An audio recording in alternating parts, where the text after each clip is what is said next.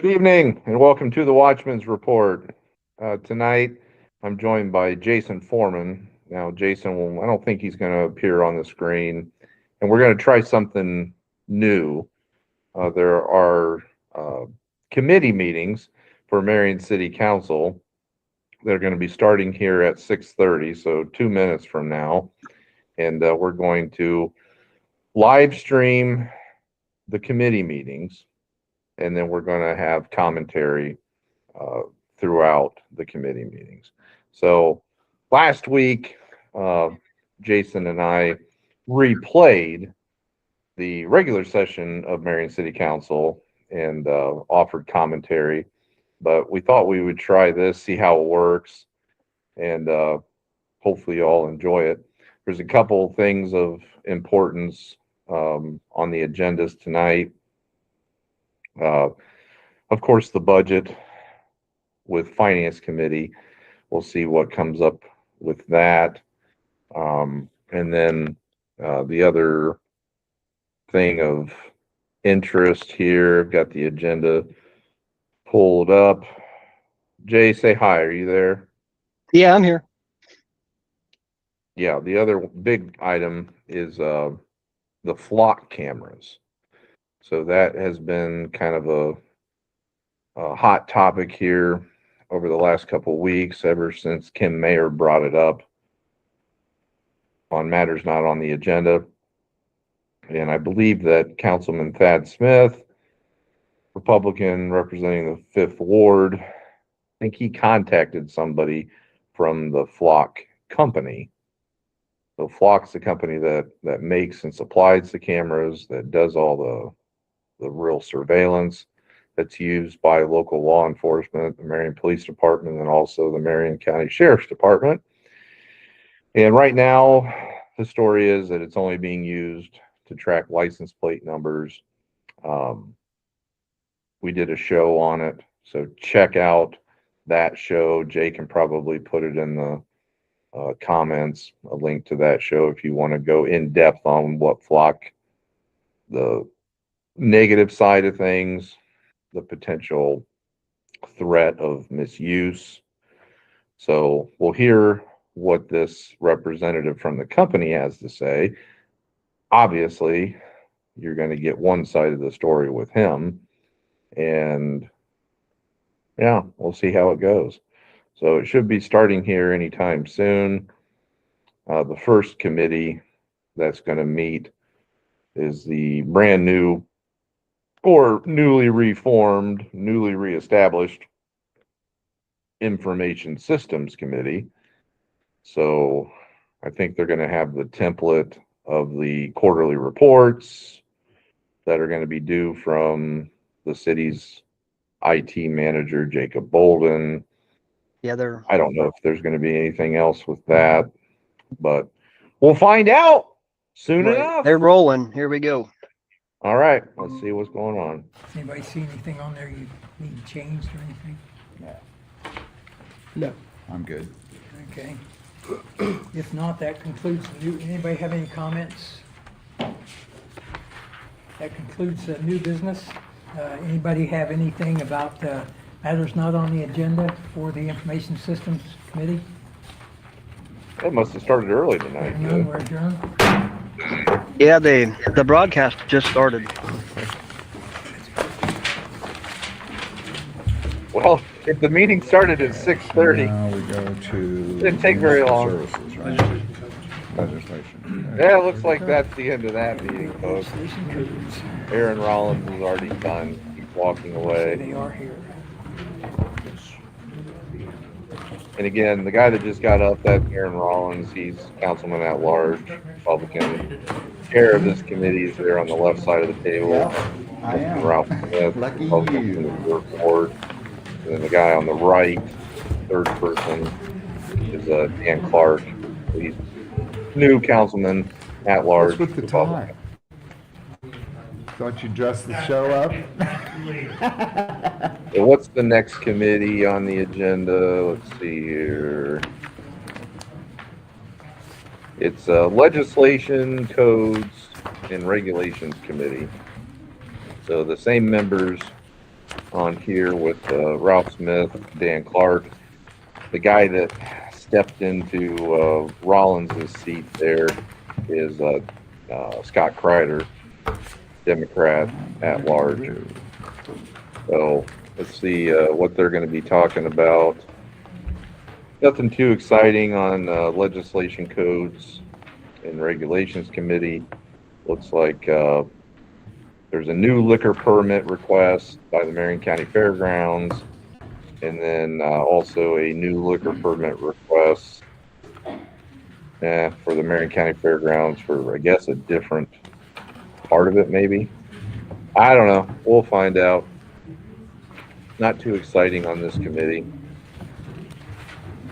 But you never know. Right, Jay? They could That's break right. out in the wild for all over this. You never know nowadays.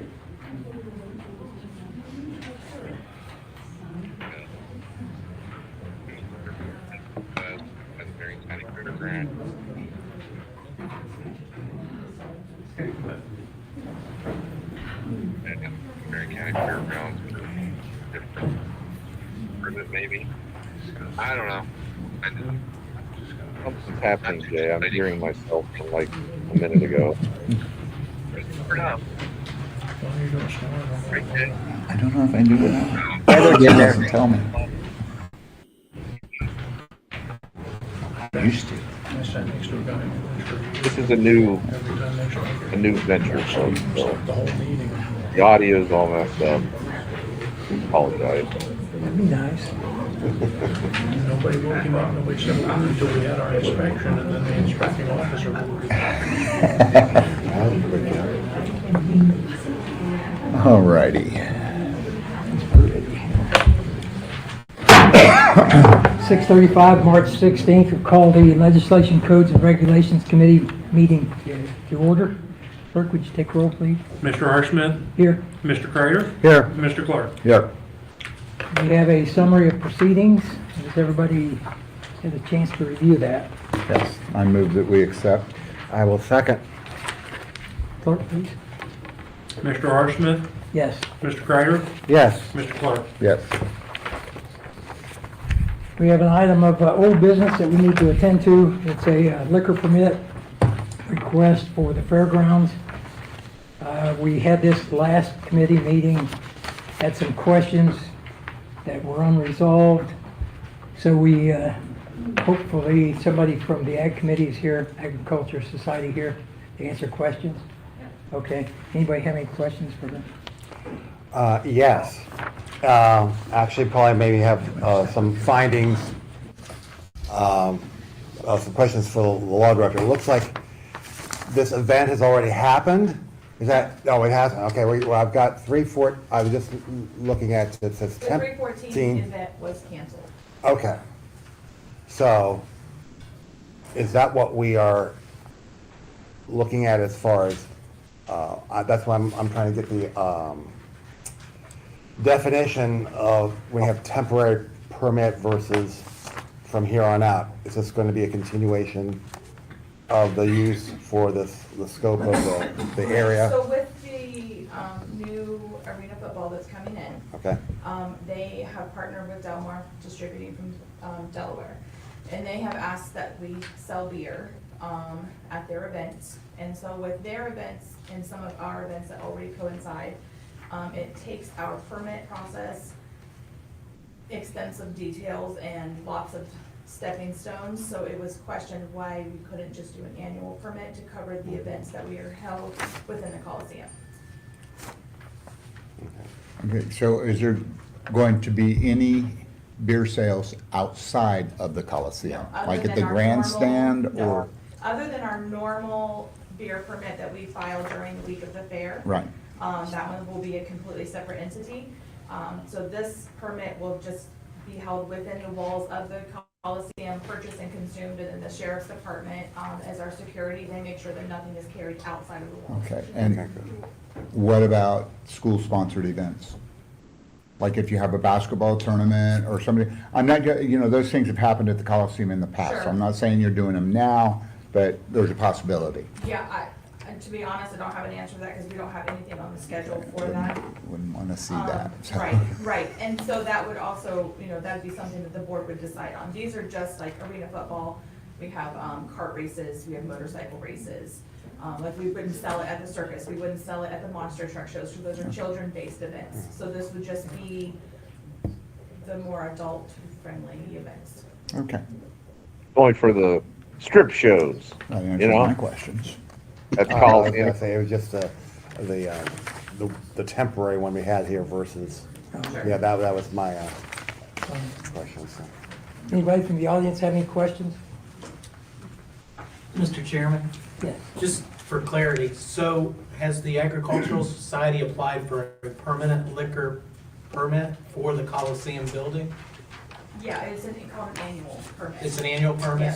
Yes. Did the society use an attorney? What I'm looking for is usually when you make application for that annual permit, you have to provide the Department of Liquor Control a schematic sketch of the structure that the alcohol will be sold in. Was that included, do you know? 'Cause Yes, we're in that process and the state actually is coming this week for an inspection. So they're gonna inspect it. Well, the one thing we tried to find in advance as part of our research was that page with the application that shows the schematic or the building, the Coliseum building. Could you forward that to the clerk so we can at least put that in our I file? actually saw someone who had a that's copy of Marion that. City Law That's the Director, temporary. Mark That's Russell. temporary, that's, we don't have anything else. That's- Okay, so it's the exact same picture that, yes. Okay.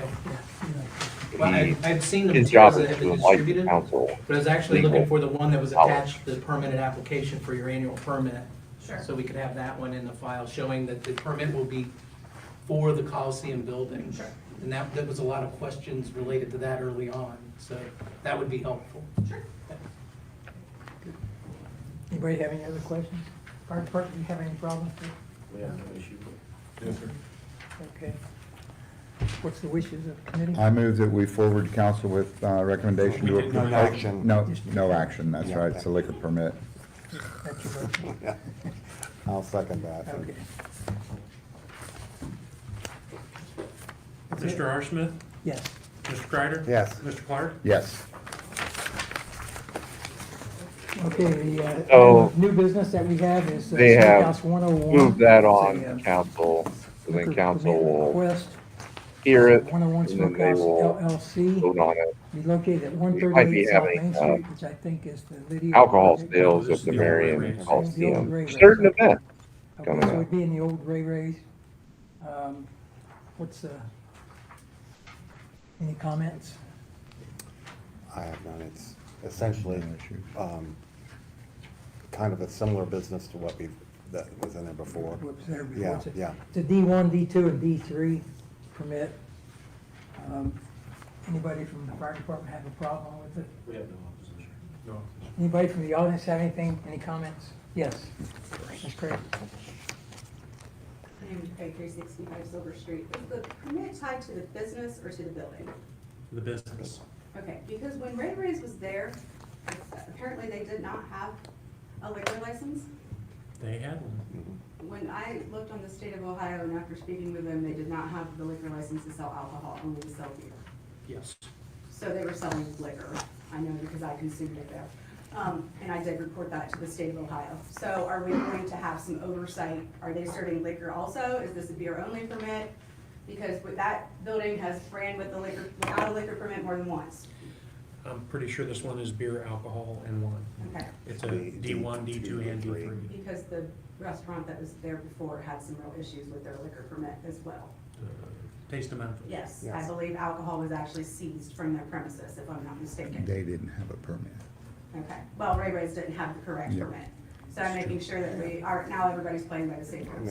Yeah. They were also not paying their electric bill and running on a generator. Seems to be a trend. Anything that costs money. Wanted to make sure that we were, if we're handing out liquor permits, that we're making sure we have the correct oversight on them. And if you, Ms. Craig, if you do notice that they are serving liquor, If they're allowed to, I mean, they're allowed well, to. but they're not according to this permit. But if they're selling liquor, I trust that you will bring that to somebody's Well, I mean, attention. you would think that when you walk into a place, most people don't realize there's a difference between beer and, Right. you know, and you would think when you're walking into a place It's downtown, already- that they're serving you vodka, that you're allowed to be serving it. Right. And Right. apparently they were not, so.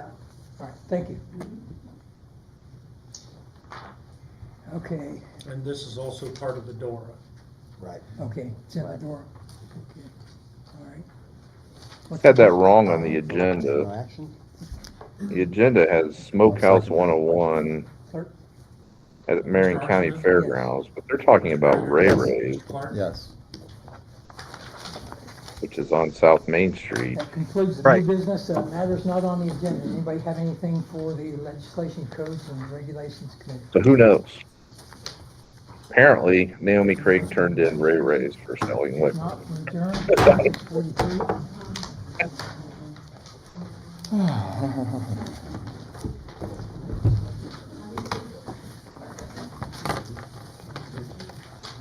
Yeah, that's the end of that. Overly exciting meeting. All right, folks. Hopefully you're not all asleep by now. Next one is going to be another snooze fest. It's the airport Oh, it'll land, pick up when we get to the flock and the money, Yeah. I'm sure. the flock, and the finance committee with the budget and all that.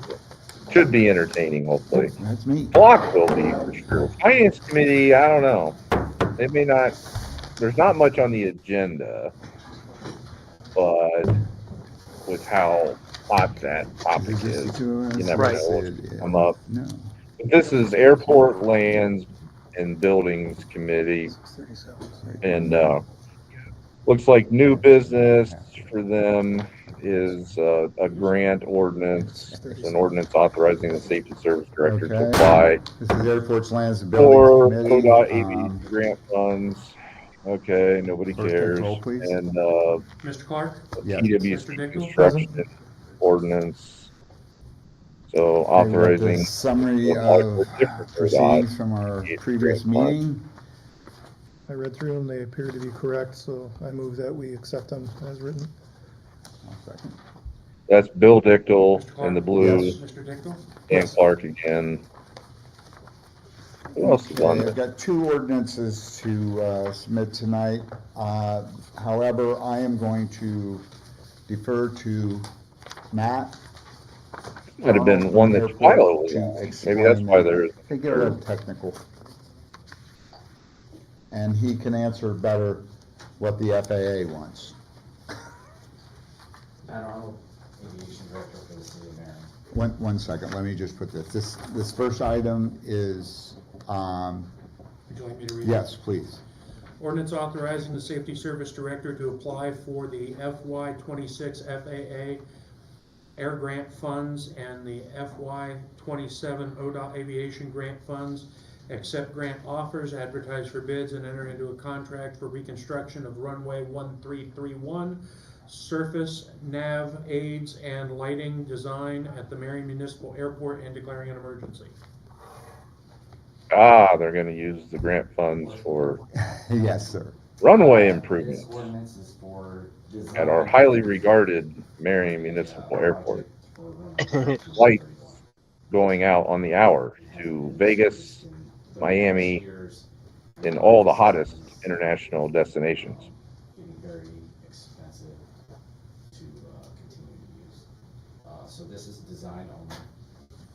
Approximate cost for the design is $150,000.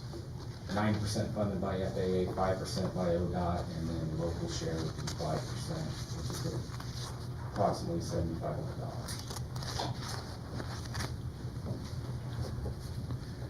Okay, and I think you told me that you had 1,250 budgeted, or is that 12,500 budgeted? 12.5. 12,500 budgeted for this, okay. So this in no way would work into the city, you already have the money encumbered for this, that you're saying? It was budgeted, yes. Okay. Mr. Chair, Yes. if it's for design only, why do we have everything else in there? It's Mayor Bill Collins. It's for design only, we And- haven't bid it out, accepted, everything else in there. So are you asking for design only, or asking for everything? I'm just asking for the design. The bids would be CMT doing the design.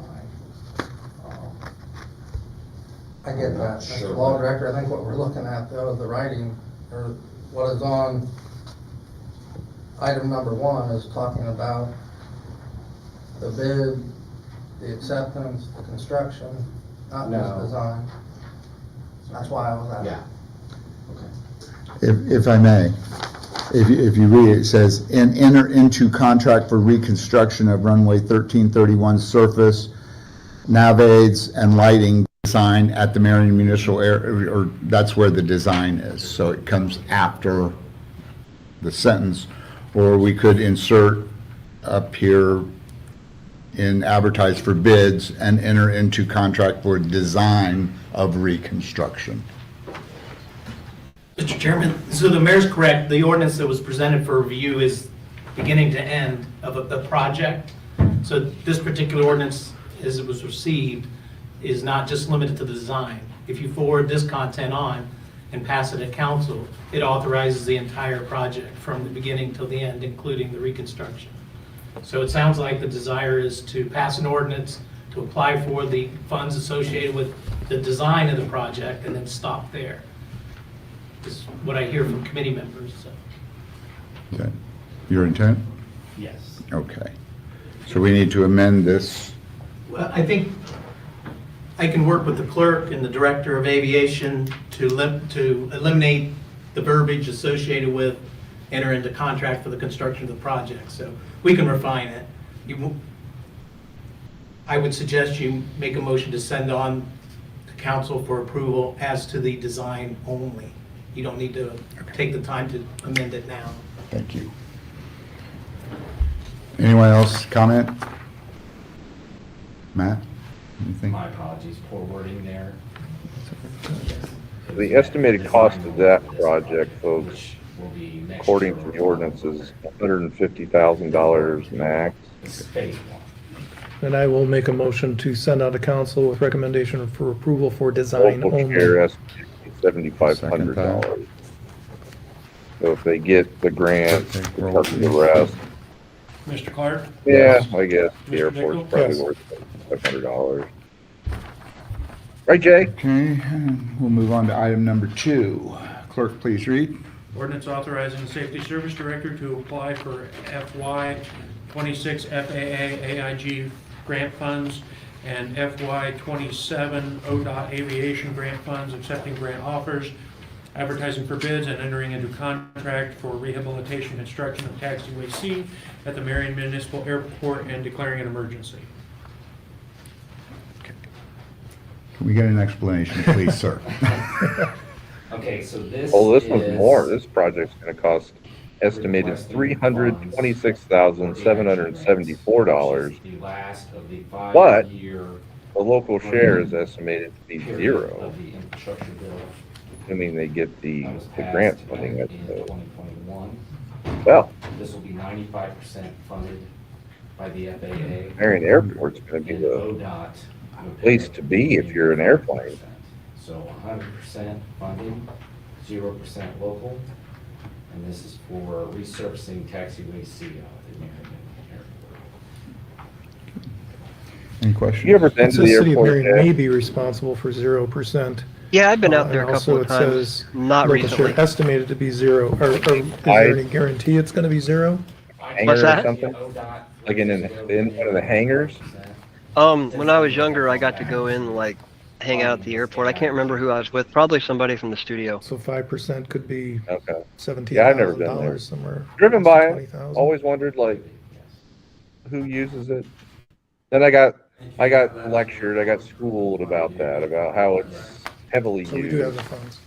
in one of Marion's We just have to be very careful right now with our financial states. true gems. Any questions from, oh, no, If go I ahead. may, I should go back to. I just never knew it. The financial situation. I have in a lot of talks with the FAA on the design of 1331. Because with the design that they are recommending, we're talking $4 to $6 million.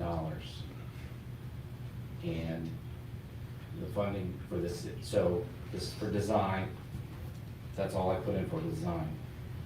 when the design comes in, if it's $4 to $6 million, that's something that we need to discuss with the administration and you guys, whether or not we actually want to do this project. Okay. In 1 year, 2 years, depending on how much FAA funds it. It's typically 9, 5, and 5, so at $6 million, we're looking at $300,000 for that project in fiscal year 27 or fiscal year 28.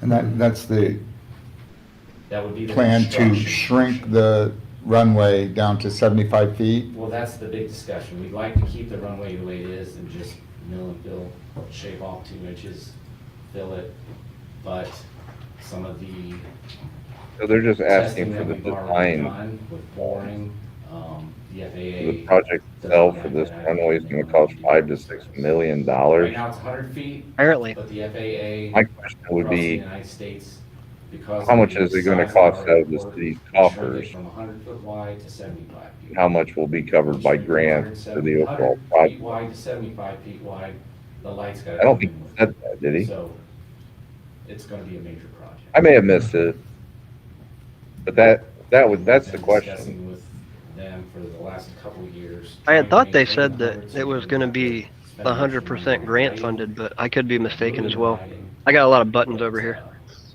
Long-term. Yeah. They want less pavement. Pretty low. It's It's hard to, next kind of hard to 25 hear for me at least, years, so but- Shrinking everything to 75 feet width, so that's a large discussion. as long as it doesn't cost An argument that we're not looking at now. the city a lot of money. Administration, any questions? Audience, any questions? Yeah, come up to the podium, state your name and address.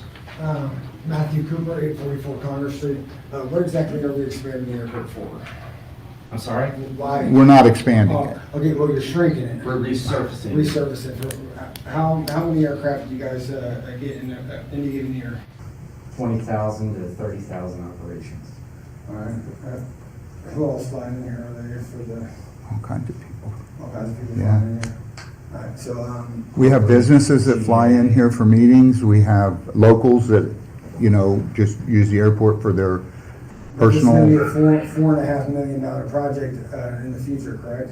We don't know what the project is yet, we're just putting it out for design. Once they bring the design back, then we'll have a meeting again and decide whether they want us to shrink it, and it's gonna be much more expensive than just resurfacing. So what is he asking for the design now?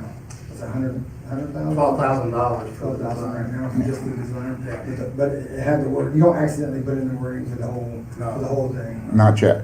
Well, I'm saying you don't accidentally put, that's not an accidental contract. No. So, It's why going is to it council, written? it's going to council, like they said, with just the design phase. And the one thing, for economic development, Marion cannot afford to let the airport slide. That's a piece of the puzzle that's, Wasn't It's it a- retired in like the 80s? Pretty much. I don't see it. Majorly was in the 80s, man. it's used daily now. Mhm. So it's active. So, All right. any other Well, questions, Or comments? like, man, I'm only gonna come to Marion if I would there's say an based on the airport. fact that it is in his budget to do this, and it's not gonna cost the city money we don't have at this point, my recommendation, we send out the council with a recommendation to approve. I think he just said that they don't know how much it's gonna actually cost the city Yes. for the overall project. But yeah, they can do this design, Okay, we'll move on to items not on the agenda. but it would be nice to Bill, do you have know anything? I do not. how much the city is Administration? gonna, Audience? Be out of anything pocket. on Airports, lands, and buildings. and it'd be nice to know, Not yeah, you withstand see this planes or what have you. I don't know. I just don't see the argument that I'm done. it's some huge Hey, it's my only component chance to be of heard. future economic development. Right. And everybody's probably sitting there Yes, he's right there in the. clutching pearls and screaming at me, telling me that I don't know what the hell I'm talking about. Well, that may be on this issue, but You want economic development, government, the way that you encourage that We're is headed now? your municipality friendly to business and investment. From a tax policy standpoint and a regulatory standpoint. Make it easy for companies We to get make a you a buck booster seat. and be prosperous, and they will. It's not that difficult. You get everything squared away at the house? I still have to get up on the roof. All right, What we got we now? got, we got Thad Smith on the left. We've got our buddy Pam Larkin in the middle. You don't need to be getting up. And Dan Clark again? God, is this guy like on every single committee? I haven't had a chance to talk to him too much. He seems pretty cool, actually. Yeah, I know that feeling too. he, I got all we around invited the him on the house. show. Don't get done. He ignores us. This is Municipal Services, Parks and Recreation Committee, and this is the flock camera discussion. So we're going to hear a line of bullshit, no doubt, from this flock representative. Well, hopefully we'll get some good questions from the audience that will kind of expose Okay, his bias. so you got. Flock is engaged in a lot of What was it? very questionable Yeah, 'cause it's activities. the next one, finance To put it lightly, contract. yeah. Yeah, We got and then law enforcement having free reign to that data. And if I'm not mistaken, Mr. Kelly has not. Pretty concerning. And it's something that Marion Chief Transition. of Police, Jay McDonald, is all for. Doesn't look like it. He is he wearing loves a tie, it. though. And I don't same know, thing he with might Marion County Sheriff. He might be going trans. He loves it. But not good from a constitutional standpoint, Fourth Amendment, right to privacy, whole lot of things that are not good about it. Yeah, we've been publishing on this for a while now. This is a highly concerning system to me. Yeah, and again, folks, check out that show. Yeah, I'm sure Jay can post that in the comments Yeah, I'll grab it later. Yep. after the show or something, so you can watch that, because we go over, show articles. from Okay, across good the evening, country. everybody. The time is 7 o'clock. We'll Um, call Municipal why it's Services, Park and concerning. Rec to order. Clerk, would you please take the roll? Dad's got the ball Keith cap Smith, here. on again. Come on, Dad. Here. I thought I got through to you. Okay, we have some summary proceedings. How does the committee wish to proceed? I think there was one correction that had to be Right. made, Yeah.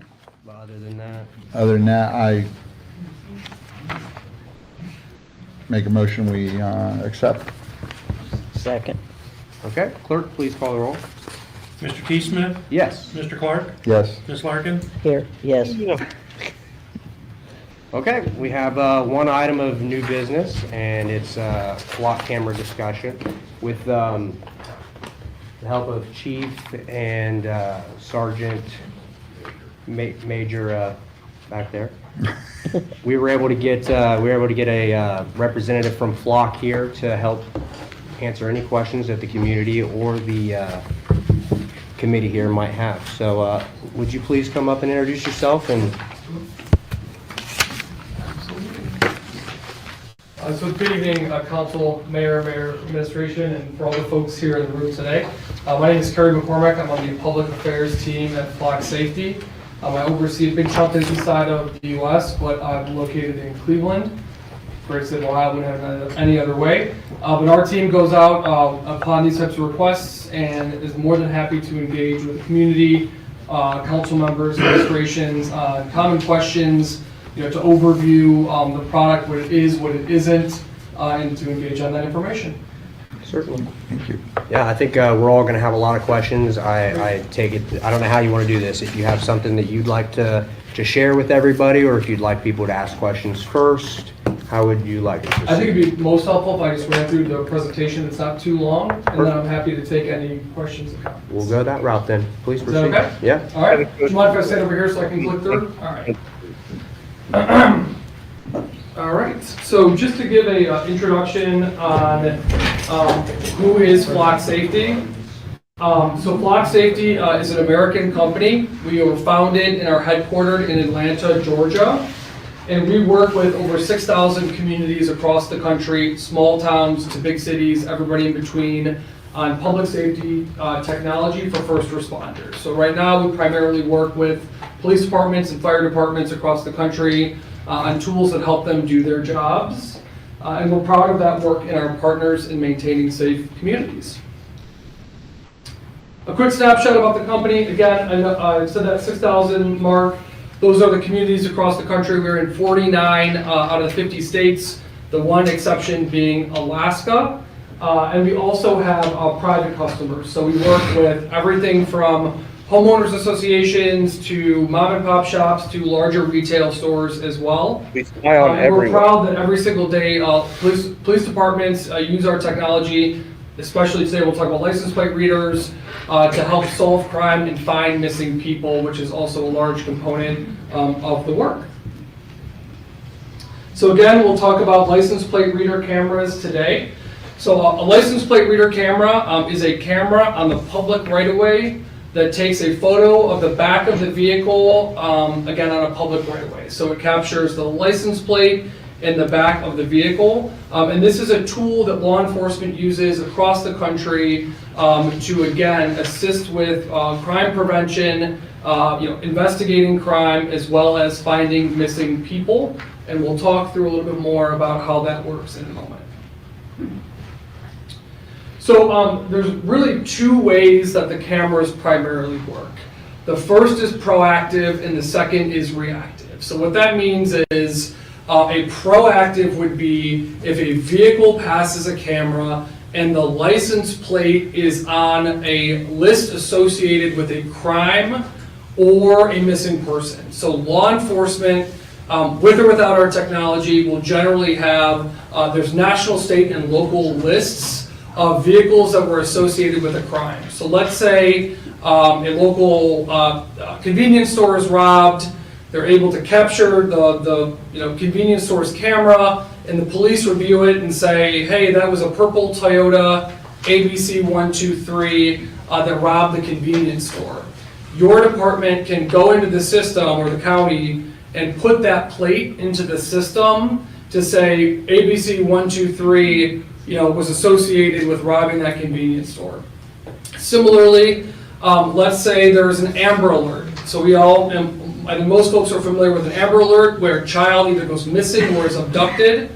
That information can also be put into the system, as well as a Silver Alert. And so a Silver Alert is when a senior citizen, generally with cognitive challenges, goes missing. And this actually happens more frequent than we think.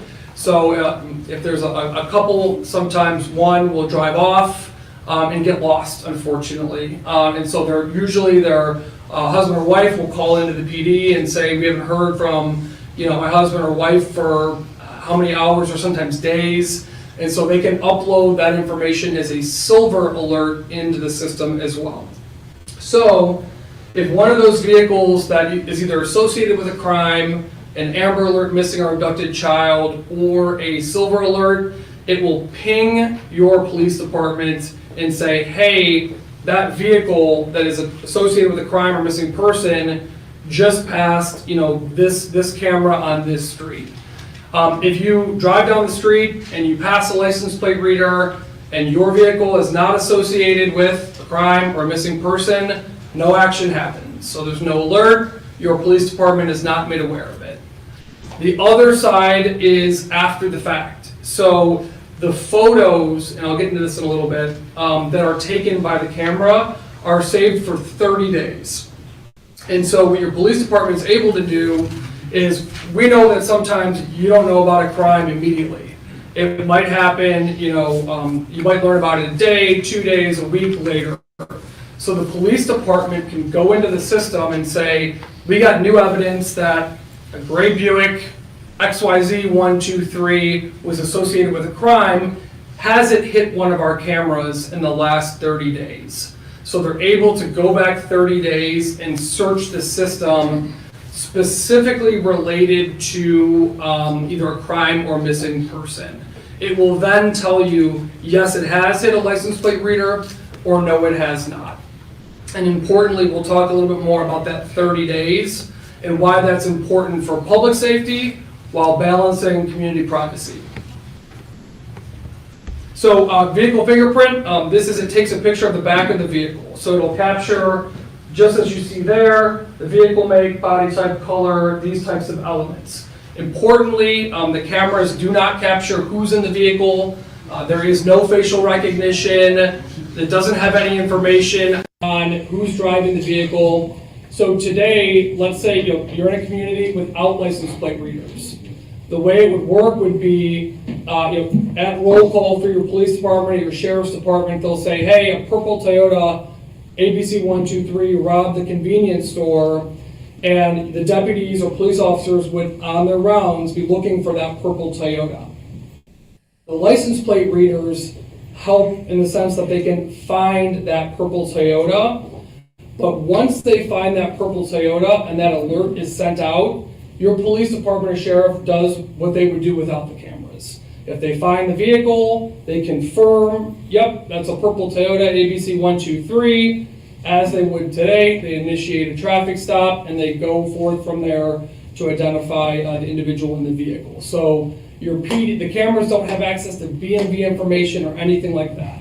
So your police department still has to run all that information through your existing systems as they would with or without these cameras. So all those law enforcement databases and processes, they still have to go through when they identify the vehicle. This is just a slide to say that it works at night. We know that people travel at night, and so the cameras do work at night to capture the back of the vehicle or license plate. So again, the tool can be very effective when it comes to efficiencies, helping officers do their job, find that missing person a lot faster, find that individual that committed crime in your community a lot faster. But we all know as Americans that privacy is also very important. So we're going to walk through some of those elements that are built into the system today to ensure that that balance between public safety and privacy is preserved. So on the left-hand side of the screen, in the white, this overviews some of the main privacy features of the license plate readers. So when we see the word data, we're referring to the photos of the back of the vehicle. That's what data is. So the data, by contract, is 100% owned by the customers and is never sold. So contractually, the department owns the photos that are taken by the cameras, and that information is not sold ever. So you might think of something like a social media site where they'll learn information about your buying habits and sell something like that. This product, our company, does not do that.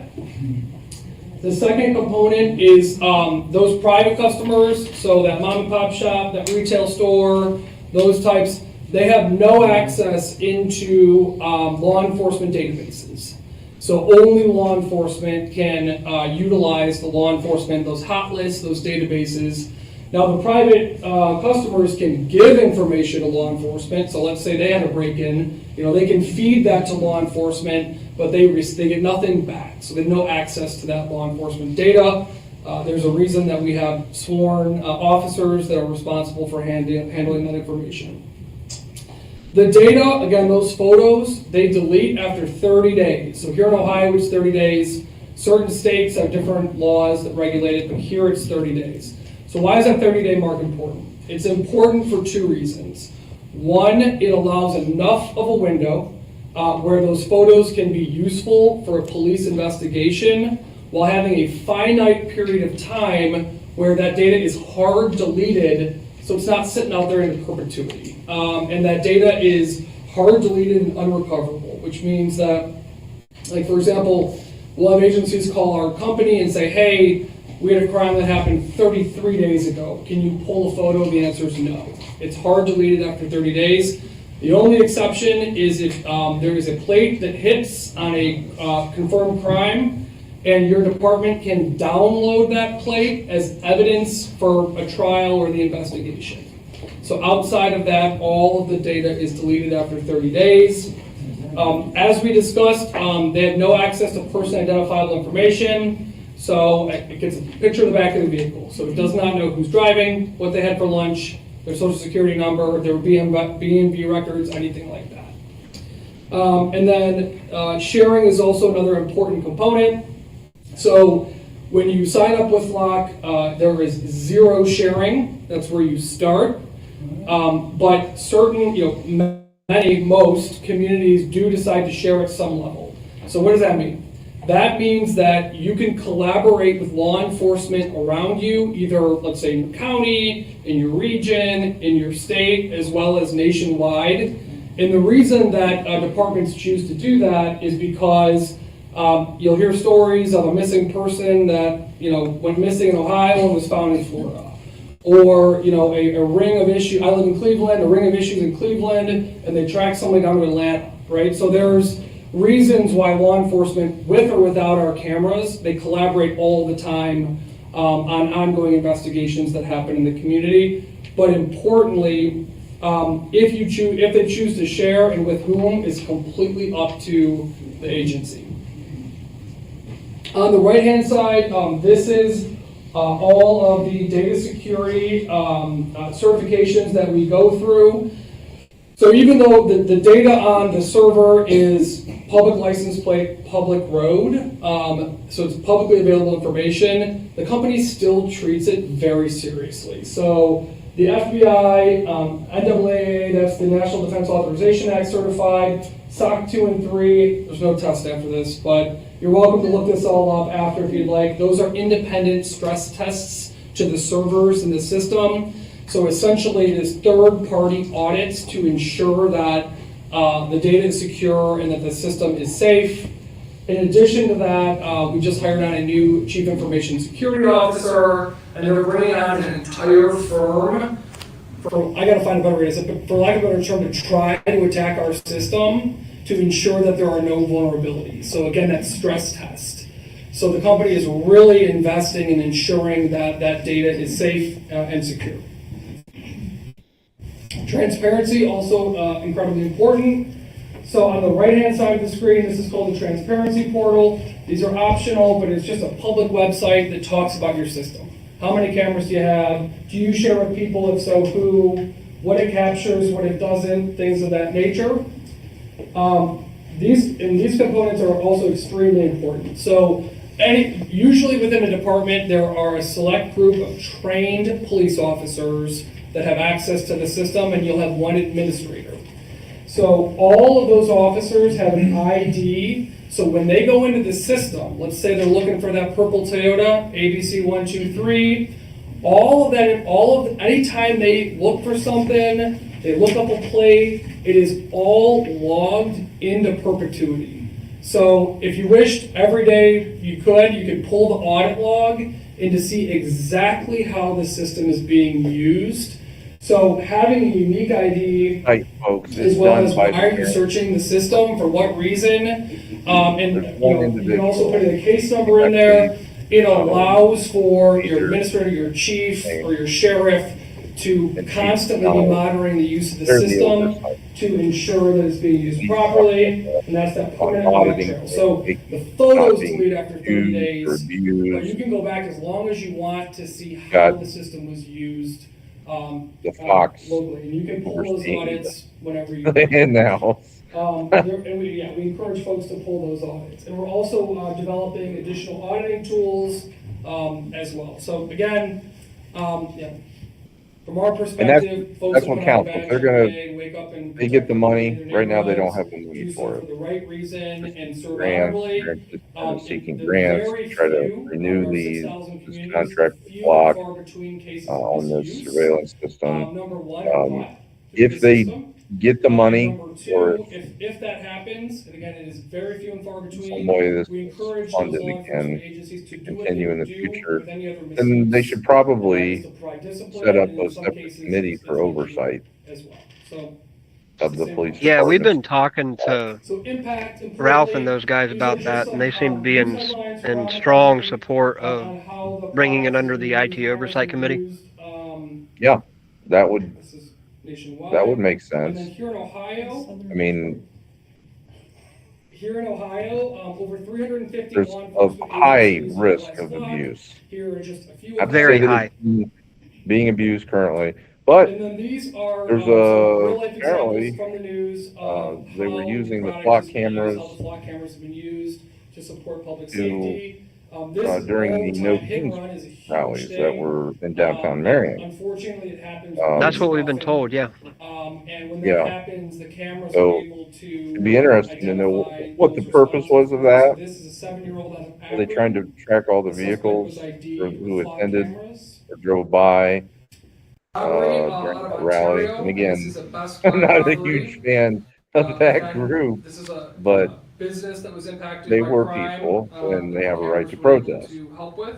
And do you want your government Homicide out of Dayton, monitoring obviously homicide, this is on the the serious attendees of a side of things, political but rally? far too many Because homicides across again, the country it go was against unsolved. this And so the tool group is of able to help leftists solve that attended homicides the as No well. Kings, but next So year it another could be against component some too is we're conservatives proud of our partners. that do a rally. So these are folks that fully support And that's us what's and that we scary work is with on a regular the basis. potential for So abuse. the National Center Right. for Missing and Exploited Children partner with us. And they There's won't a all, big difference between a audit and a stress test too. So he's grouping them all together. They're two totally different things. And then we've also been recognized Yeah. by folks like the NAACP. he keeps in on Oakland bringing up, well, about you know, how if the there's tool a brings missing equitable child or justice, and reduces grandma that has violence. dementia, you know, wanders off in the car or something like that. Happy to answer any questions. Those are emotional appeals. So I think we'll start with the committee if you don't mind. And not to say they're not valid, but that's what, you Committee know, have any questions? people like him try to do. They try to say, oh, well, it's worth giving up your Well, I had privacy. put together a few questions, and some of them you Your would answer. Uh-oh, here we go. Liberty, With your slideshow If we there, can- I appreciate that. keep grandma from driving off. Did you tell us where the data goes, and for how long it's stored for? I understand it's deleted after 30 days. Yep. Where does the data go, I suppose? Does Yep. our police department keep it here, at least what we have, or? So the data is stored in a walled off section of AWS Gov Cloud server. So AWS Gov Cloud is one of the highest security level servers, and it is all stored in USA based servers. So 100% American servers. Okay. Has your data ever been hacked? No. No? So, you can go on YouTube and see videos of people pulling our cameras apart. Yeah, we don't know how they got their hands on it. It's illegal to rip one off the things, but that's neither here nor there. But if you actually watch their videos, they admit to the fact that they did not get into the servers, they did not get into customer data, they did not get into any of that information. So they were essentially able to find factory settings of the video when they pulled the cameras apart. Okay. And one of my bigger questions that I have, the amount of cameras we have in our town is 33. I believe that's correct. Is that 33 or 34? Is that a typical amount of cameras for a town our size, or is that overkill, under? So truth be told, I was not a part of setting the camera locations here, so I don't have all the background there. But generally, folks want to cover entrance and exit routes of the community. They want to cover highway exchanges, busy parts of town. So the truthful answer is it just depends on the layout of the town, the geography, amount of entry, exits, things like that. But when you start Camera with in a front company, of every the driveway PD in will sit there. down with our engineering team to That's what determine all of that. I want. But it completely depends. So there's not really any restrictive placement, you think, within towns? Is there restricted areas that they can It's go? just on public right of way. That's it? So, yeah, it could be a county road, it could be a local road, those types of things. And they face the road because they're capturing the vehicle on the road. Well, I guess what's the process for where the cameras get placed? You know, Yeah, so- how do we decide if this one's gonna go in front of this person's house or out in front of Sure. this person's house or not? So when you sign up with Flock, our team will work with the local PD or the local sheriff to make those determinations. So they'll say, hey, Hey, we're having a lot of McDonald's, issues yeah. at this retail center, can we put one outside the I'm making this up, but just So we put one outside of the retail center, or hey, this is a really busy entry exit way of the community, can we put them there? So all of those decisions, there's quite a few meetings that go into it, and they're determined by that. They can also be moved. So let's say you've got a camera in place and it's really not doing much for you, or yeah, we signed up with Flock 2 years ago and now we got a real problem area that's popping off somewhere else, you know, so you can work with our team to do that. But there's just, usually when they sign up, you know, PDs and communities will generally know problem areas, you know, busy entrance and exits, things like that. And generally that's where. If that's the case then, folks, I mean, they could probably And then, honestly Okay, and then with finally, if you don't mind, installing them on just what are the just some common state route concerns and the from highways. communities that you visit, that So you the hear about? on-ramp, with the system, I off-ramp suppose? of What are the 23, common complaints? probably Sure, so I would say 423, that, heading out of depending on where I'm town, at, it's the north different. end, south I hear a end, lot of concerns about the and federal government, 95 and can they, or the state government, depending where it is. on the east side and can the they west access side. the footage? The answer is that the community controls And maybe that 309. sharing. I mean, you So could you can probably say, we do want to that. share with nobody, we That's want to not share with 33 the cameras. county, the state, They have them all over the nationwide. city. Now, importantly, That really the federal government necessary? is not in, so there's, let me take one step back. So that was a good There's question kind of by three ways to Pat. share. First is one-on-one relationships. So that is, you all, I'm gonna, again, make this up for Yeah, we talked to him today. pretty You extensively want to share too. with He's Mansfield. he's definitely So you trying to can do his call homework on Mansfield and this. say, hi, you know, your PD would say, we want to share with you. Yeah, We believe we seems can work like together on overkill. investigations I would of get rid missing of it. people. Yeah, I've said that a million Mansfield times. has the full I right to would say get it all no, together. yes, or if they you're could say, insisting on yeah, we'll having share with it you for 6 months, see how it for goes. those and then reasons stop. of, So those hey, we decisions are wanna made by the track community. people, one-on-one criminals, sharing. if they You can enter also or do exit the statewide city of sharing. Marion, So that then essentially means you're opting you into could have it at statewide sharing. 423, where other 95, communities in and Ohio the ramps that on have also 23, opted into statewide sharing can and collaborate 309, on their data. Or you maybe can do what's called 39. nationwide That'd be lookup. probably all you would It's the same need. thing. Folks that have opted into nationwide lookup could, you know, work with each other on each other's cameras. Couple things, all that's logged, so you'll be able to, so let's say you're in statewide lookup.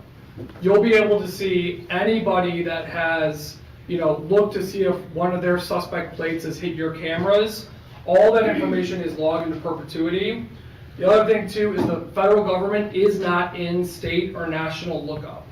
So like if you wanted to share with USPS, and quite frankly a lot of folks do, there's a lot more crime issues around the mail service than we might think.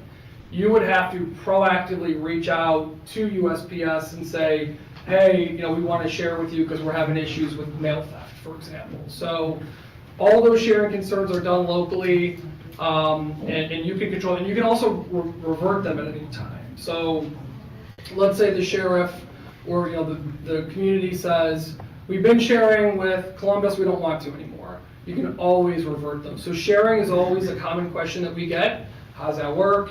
The data retention is a common question we get. How long is it, like, in the questions that you're asking tonight, you know, how long is it retained? So as I understand it, that kind of information. the agencies, the law enforcement agencies have to be the ones who set up the sharing, so the 2,100 and some entities that are listed on the Marion City Police Department's website, they chose those guys? Is that what I'm hearing? Sounds like it. It's probably like they clicked a button that says select all or share with all. You know, Makes Jim sense. McDonald's the president of the Fraternal Order of Police. Certainly. Police So union. you would say it's just So, up to the city. I'm sure, to yeah, he adopt probably wants policy to share for controls with every of the single system as well, correct? law enforcement agency that he can. Whoever's the customer. That's highly if it's the disturbing. county or the city, absolutely they can It set is. policies on the use of the system. All right, well, thank you for answering all my questions. Does anybody else from the committee have any questions for him? Okay, we'll open it up for the public. Thank you for your corporate ought to be propaganda. interesting. Come forward. State your name and Matthew address. Cooper, 844 Congress Street. Matt. All right, so we talked a lot about license plate readers today, right? So you guys offer any other type of products at Flock? Yep, so we've got live cameras, we've got drones, A lot of fire departments are Every- utilizing those now, so yes, we have other every projects, software surveillance products. I But I believe here in Marion, is it your only little license heart plate? Yeah, so here it's only desire. license plate. There's no Falcon cameras here. And they're also I don't, do we have live cameras here? I don't believe so. collaborating No, with the so just Ring license doorbell. Only license plates? All right, so- They're really so building if, that. It's only license plates, then, I know. the council They're a lot. and, the government here should probably not have any problem with banning anything other than just license plates, right? So we could, to do a CCOPS, a community over police surveillance. That's probably the way we should go, because if you guys are the ones that are not sharing all the data, then it's somebody else. So, we need to do a community over police surveillance. All right, so look, you said that you can, you keep saying, oh, well, we keep mentioning a purple car or a silver car, so your cameras can tell color. Yes. They take a photo of the back of the vehicle. So whatever you can capture in that back of the vehicle is what they can capture. So it could say it has a dent on the left corner panel. If it's significant enough, yes. It'll also say it has a tattoo on its left shoulder, right? No, it doesn't capture any. So it can tell color and descriptions of vehicles. Correct. But you don't think that this has, so you said this doesn't have, okay, never mind. So. Yeah, and I can just show you again what an example that looks like. Yeah. Is this or this. Okay. That didn't look like a dent on the fender. I don't know that this car is a dent, sir. I'm Oh, sorry. okay, so, I'm not sure. Vehicle fingerprinting. All right, so what is vehicle fingerprinting? Tell me. Sure. Vehicle make, body type, color. These are all the categories that it can pick up on. So if it can do that to a car, do you think the technology can do it to a person? What I can speak to is our cameras, sir, and our cameras do not identify any people. What, the license plate readers or the live cameras? Well, a live camera can see a person, yes, but it doesn't know. Any live camera can see a person, sir. Oh, okay, so can your live cameras tell the difference between color on a shirt? Color on a shirt? Mm-hmm. So if you had a live camera and you were watching a live camera, like your Ring camera at home or whatever, yeah, you could probably see the shirt color. Yeah, my Ring camera tells me that there's people hanging upside down So if you just think about like if you're watching a live camera, sir, if you took your Were you guys iPhone out- partnered with Ring? Sorry? Were you guys just formally partnered with Ring? We were, yes. Yeah, so if my Ring camera can tell me that there's a white guy walking up to the front door with a package that's red with a bow on top of it, Yeah. I'm pretty sure your cameras can say No, that no, too. sir. So let me, I'm Thanks. happy to Thank explain you. the Ring Thank you. partnership. That's all you need to know. The Ring part, so we know, but you brought up, so I'm happy to speak to it. So Flock worked with Ring for a period of time, and what Ring cameras do, and they could do, is if a crime occurred in your neighborhood, Ring would send a notification out to those customers to say, hey, a crime was committed in your neighborhood. Would you like to send your local police department any video that you might have? So you had to opt into the notifications and then opt into sending any information to your local police department. The information was then sent and it could interface with our platform. So for example, if Marion had our platform, and again, the partnership is no longer there, but if they had our platform and the resident said, yes, A, I want to receive requests, and then B, I want to, if I got a request, you'd have to say, yes, I would like to share this with the local police department because I might have. Doing more than that. But that was managed by Ring, not us, that part of it. And those were not our cameras, sir. I mean, what I'm hearing here is Matt Cooper, he Go ahead. He's had his hand up.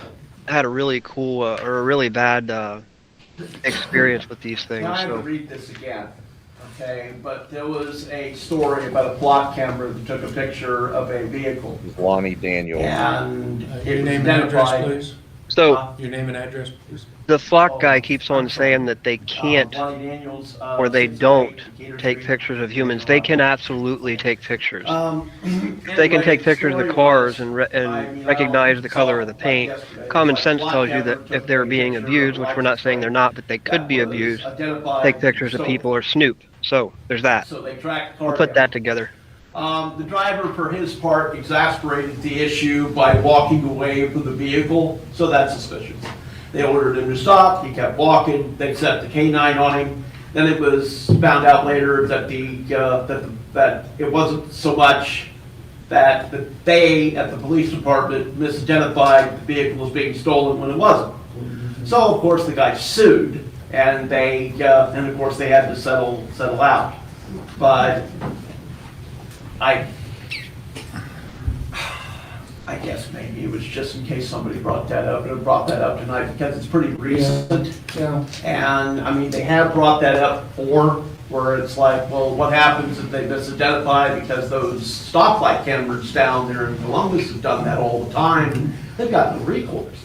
So it's like the idea on people's minds, it's like, well, what happens if the block camera does it too?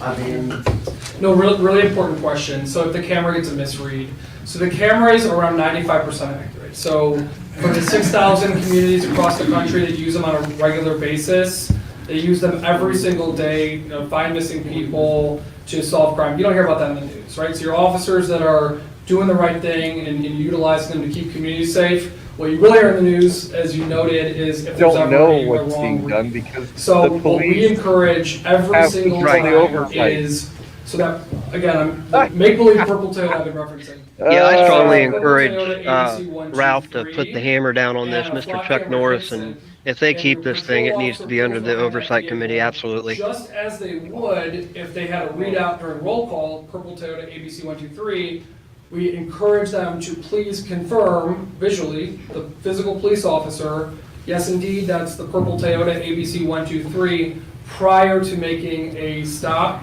to ensure that accuracy. So the misreads are very few and far between. An officer pulling them over on a misread is even less common, because again, generally officers will confirm that's the vehicle we're looking for.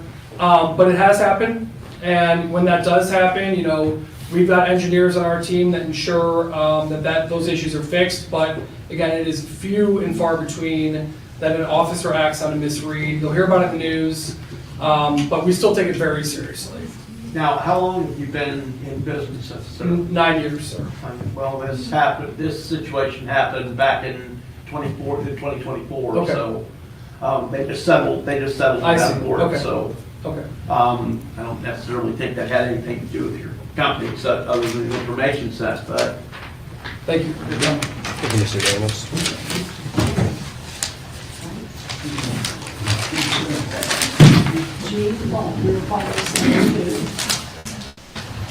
And I don't have councilperson at this point. I do want to thank you for speaking so I can hear. Because I never can hear all the rest, I just got to assume what they're saying. But I understand and I appreciate you speaking up. I was a second grade teacher, so. Do we have the cameras now? We do. So what's all this for? A Q&A, transparency from Okay. the flock system itself was the hope, so. But yes, I just wanted to make sure everybody knew, you could understand every word that young man said. I have trouble hearing too, so I appreciate that. Yes, I want to stick a microphone in every one of your hands, because I didn't understand what you're saying. But he spoke very well. I understand what he's saying, and like I say, I'm just a little old lady who don't have a council person, so. You have 3 at-large that represent you. Right now, you have That's 3 why I can at-large. use you guys. We're here. But that's all, I got a whole list of things I want to say, but I won't take up your time, and thank you very much. Kelly, she has a crush on the Good evening, council. Kelly Haynes. Just state your name and name and Kelly, address. all right. Haynes, 160 Sharpless Court, and everyone else who showed up because you care about Marion's future. She's gonna I rip have a them. couple questions. Because I've been a victim of identity mishaps in Marion. And boy, I tell you, when it happens, it can ruin your life, right? So we want to ask some things. There's a lot of nonsense that's happening around this block contract, and the public, I think, deserves to know the truth. Our county walked away from the contract, correct? Did the county walk away from the contract? No? This is the city. They don't have money. County Right. broke The county said they didn't have the money as far as I'm concerned. That the county said they walked away because they couldn't afford it. And then the sheriff signed the contract that the city never approved. I don't know, something like this. I make it wrong. But it sounds like this. Discretionary money was used to cover the city share. And now there's somehow this surveillance system that's being pushed like it's a necessity. Like we're Gaza. These are covered, You know? these are covered by grant funds. Instead of a luxury. Is this a luxury? It might be a luxury. I don't know if this is necessary. You know? Meanwhile, in Marion, the city is in physical caution. Right? We're in physical caution. So everybody's supposed to be cutting budgets. So what are your receipts that show that this has stopped crime or helped crime in Marion? We want some receipts. And we got a lot of questions. Hold on. Let me get done with this. There's this surveillance system that's being forced through the back door with money we don't have. We don't have it. We ain't got no money. Miss Hayes, if I may, this gentleman is from Flock Camera. Mhm. He has no Right. idea But about this is a Marion. contract, right? Is this a contract that we are entering into? No, It was paid for with grant funds. When does it expire? When does it expire? June 30th. Okay, so why are we talking about it now? Because we're gonna need money for it. That's why. If we don't, People ask. well, they can bring it to council if they're I know looking we're for getting money. funds. That's why we need to put some oversight on it. So what problems is Flock actually solving here in Marion? These cameras have been up for the county, countywide since 2023, fully active by early 2024, right? Okay. We've had over a year of data, which we can't really even see. I am certified by the Attorney General and the Auditor of State to do public records.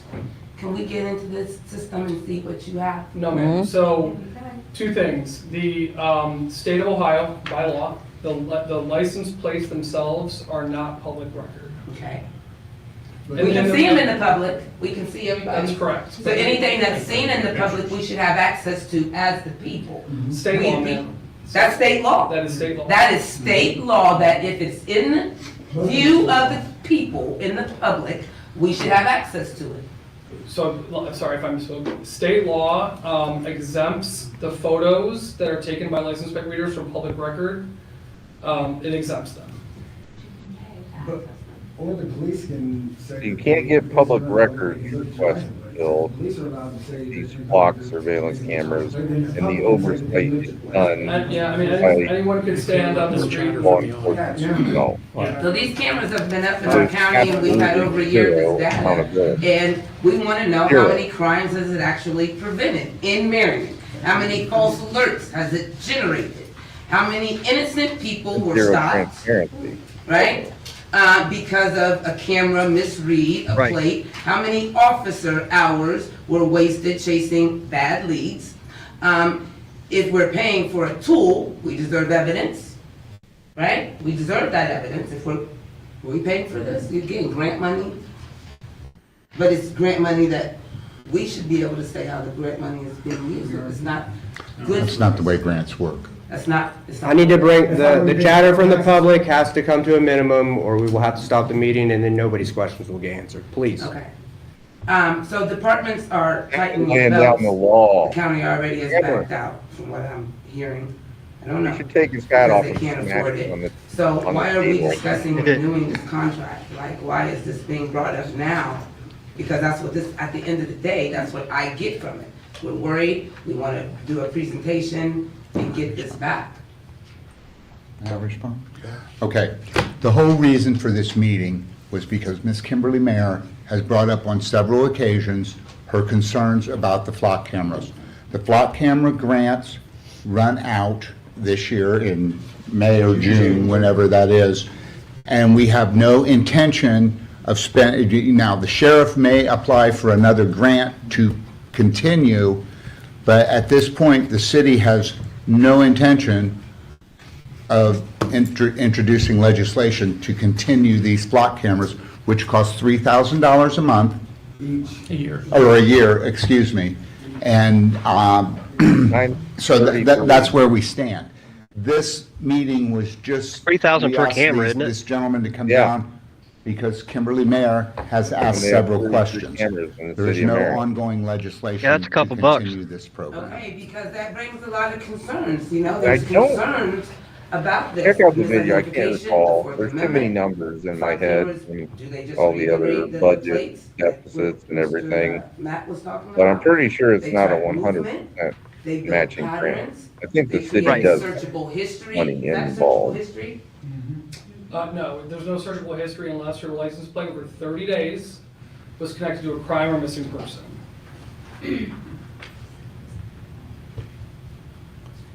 So what I get from that is this mass surveillance. Mass surveillance, and it deserves scrutiny. I think our Fourth Amendment wasn't written for decoration. It was written to protect people from suspicious list tracking. And we should also be talking about transparency again. Because before anyone tries to reassure us with the word transparency, let's make something clear. The public can't see how Flock tracks us.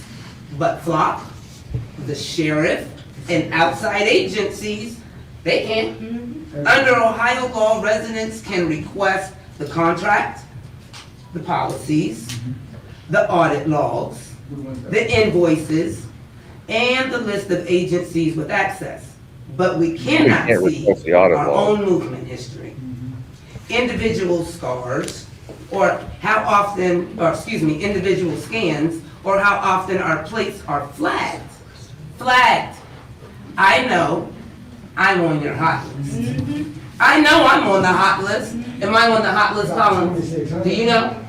Hey, when y'all put that AKA Mark Jones on my name, y'all put me on the hot list. Okay? Yes, Bill. Y'all did that. She's on the hot You list. were on the forces. You were under leadership when that happened.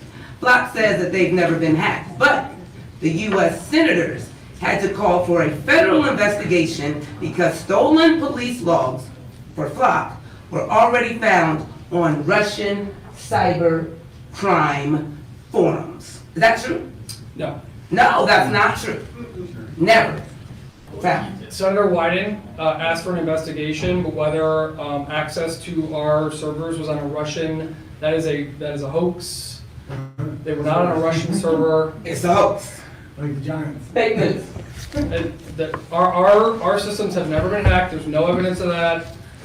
Whether, we've heard the same comments from the internet that someone in Russia, it's just, there's no evidence of it. It's not true. But there was an investigation that was called for. There was an investigation. Senator Wyden wrote us a letter. We have met with him as early as this week.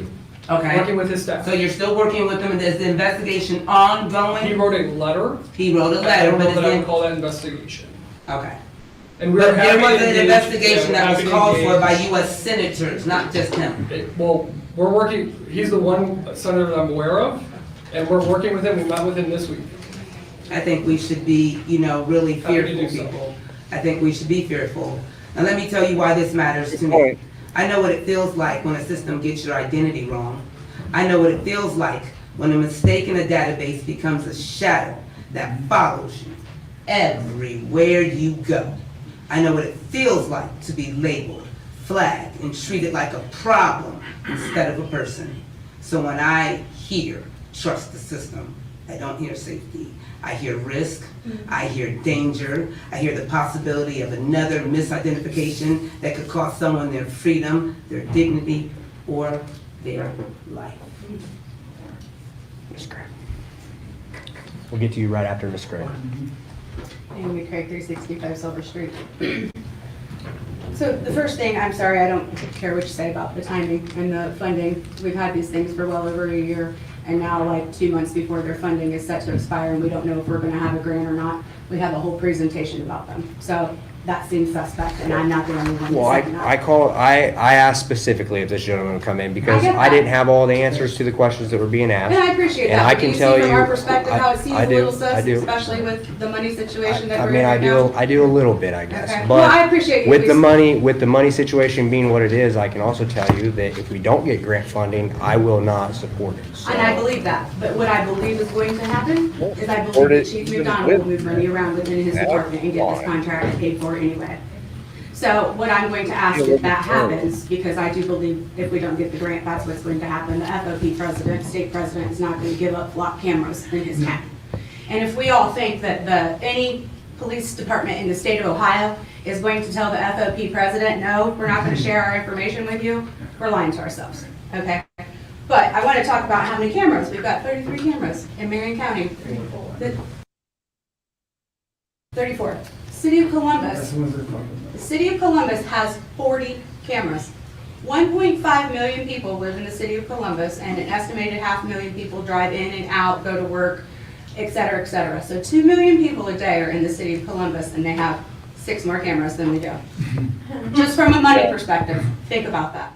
Seems like Ms. Triggs got City of some Columbus has 40 cameras. good Marion points. County has 33. Okay, you talk about putting them in problem areas. I can tell you where the problem areas are in town. They're the poor neighborhoods, because that's where the flock cameras are sitting.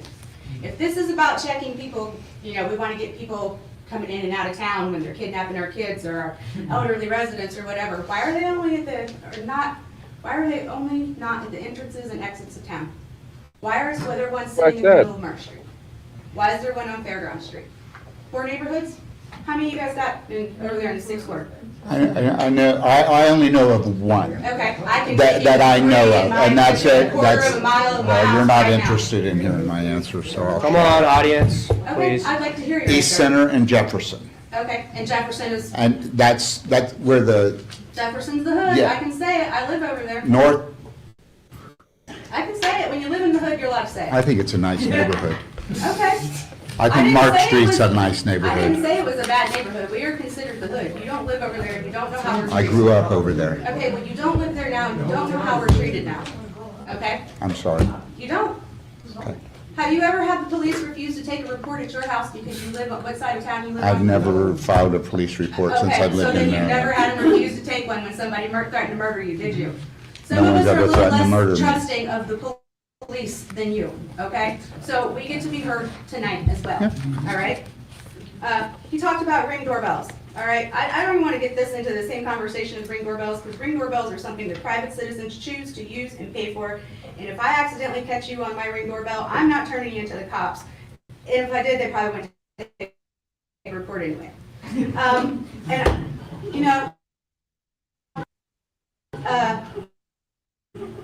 As far as, I had to get up and walk out, I'm sure you guys know this. As far as you sitting up here selling us with all this crap, all these crimes, these people solve, you should know that our county can't, this city can't solve a murder with a confession for 43 years. Okay, so, wonder how the long flock that cameras, whatever, all right. I bet you didn't know. Are you familiar with the Electronic Freedom Foundation? Yes. Okay. Did you know that Marion, Ohio has used our cameras for purposes other than crimes, missing children, missing elderly? The No Kings rallies, the Electronic Freedom Foundation did an audit, the No Kings rallies.